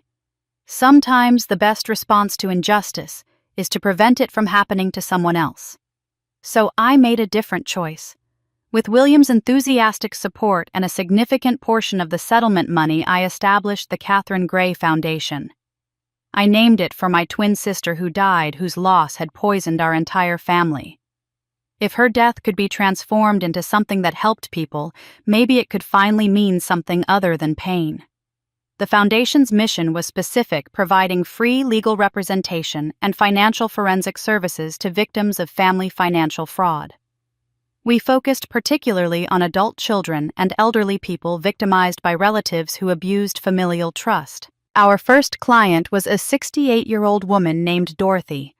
Her son-in-law had convinced her to sign a power of attorney so he could help manage her finances. He'd used it to take out a reverse mortgage on her home and disappeared with $300,000. She'd been living with her daughter, too ashamed to report what happened, believing it was somehow her fault for trusting family. The second client was Miguel, 30 years old, who discovered his parents had opened credit cards in his name when he was 16. They'd destroyed his credit before he was old enough to vote, and he'd spent a decade unable to get approved for an apartment lease or car loan. The third was an elderly man whose daughter had moved in to help him after his wife died, then systematically drained his retirement accounts over 2 years. Each case followed patterns I recognized intimately. Family relationships weaponized for financial gain, victims hesitant to report because they're family. Legal and financial systems that weren't designed to protect against abuse by trusted relatives. I hired James Chen as the Foundation's legal director. Dr. Marion Ross became our consultant, evaluating the psychological manipulation that so often accompanied financial fraud. We built a team of forensic accountants, attorneys, and social workers who understood that these cases required more than legal expertise. Our clients needed therapeutic support for people whose most fundamental trust had been violated. Within 2 years, we'd helped 147 clients recover over $8 million in stolen assets. We'd provided pro bono representation in 89 criminal cases against family fraudsters. The Foundation was growing, and every case we won felt like a small redemption for what my parents had done to me. 5 years into the Foundation's work, I received an unexpected letter forwarded through the prison system. My father's handwriting on the envelope made me consider throwing it away unopened, but curiosity won. It was a single page, no requests for money or help. No pleas for forgiveness. Nicole, I doubt you'll read this, and I don't expect a response. I've spent 8 years in prison thinking about what I did and why. My therapist keeps pushing me to take accountability, and I've resisted because I still think you overreacted, still think the family could have worked this out privately. But then I read an article about your foundation, and I realized I didn't just steal money from you. I stole your ability to trust your own family. I stole years of your life that you spent wondering what was wrong with you instead of knowing what was wrong with us. You named the foundation after your twin sister who died. Mom turned her grief into hatred of you. I turned my inadequacy into hatred of you. You turned both into something that helps people. I don't think I'll ever understand how you did that, and I know I don't deserve to be forgiven for making it necessary. But I wanted you to know that even I from prison can see that you've built something meaningful from the worst thing our family ever did to you. I read the letter twice, then filed it in my desk drawer. It wasn't forgiveness. I wasn't sure I'd ever forgive. But it was acknowledgement, and sometimes that's enough. On the 5th anniversary of the foundation's founding, William called me to his study. The same study where he'd first given me those files that started everything. "There's something we need to discuss about my will," he said, "and about what happens to the Gray family legacy after I'm gone." William was 88 years old now, moving more slowly but still sharp as ever. We sat in his study, the familiar smell of old books and leather surrounding us, and he explained what he'd decided about his estate. 60% goes to the Catherine Gray Foundation, he said, "not as a gift to you personally, but as an endowment to ensure the foundation continues long after both of us are gone. 20% goes to Catherine, structured in a trust that pays out over 20 years so she learns to manage wealth rather than simply inherit it." "And the rest?" I asked. 10% to various charities, 5% to David Chen's children and grandchildren restitution I should have paid 20 years ago. He looked at me directly. "And 5% to you, Nicole. No restrictions, no requirements. Just acknowledgement that you saved this family's legacy by refusing to let Richard destroy it through corruption." I started to protest that I didn't need the money, that it should all go to the foundation, but William raised his hand. "This isn't about need. It's about acknowledgement.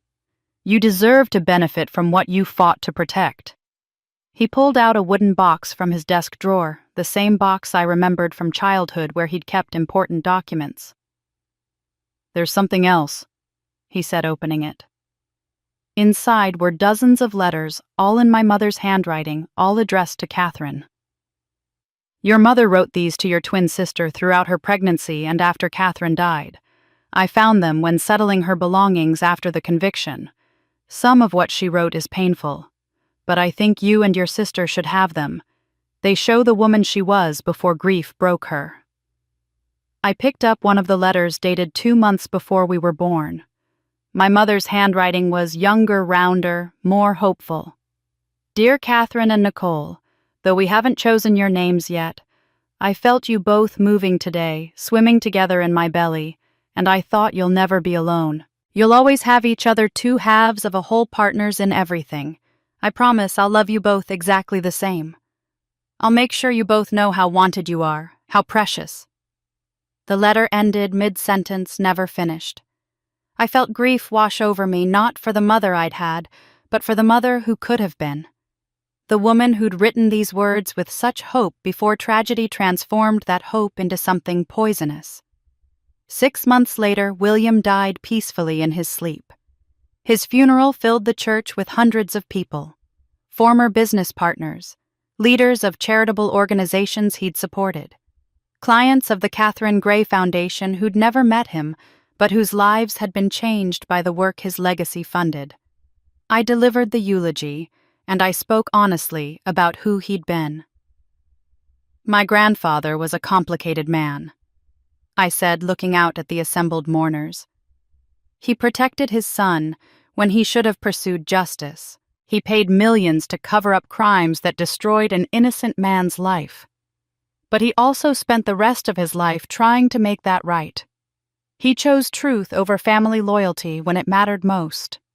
He taught me that legacy isn't about the money you leave behind, it's about the values you pass on and the courage you show when those values are tested." After the funeral, Catherine and I drove to the cemetery where our twin sister was buried. We brought flowers and the letters our mother had written. "I used to resent you," Catherine said as we stood before the small grave marker. Not consciously, but some part of me knew I was supposed to be someone else, the perfect replacement for a dead child. It was exhausting. "You're not a replacement," I told her. "You're a first-time Catherine, the only one, and you're exactly who you're supposed to be."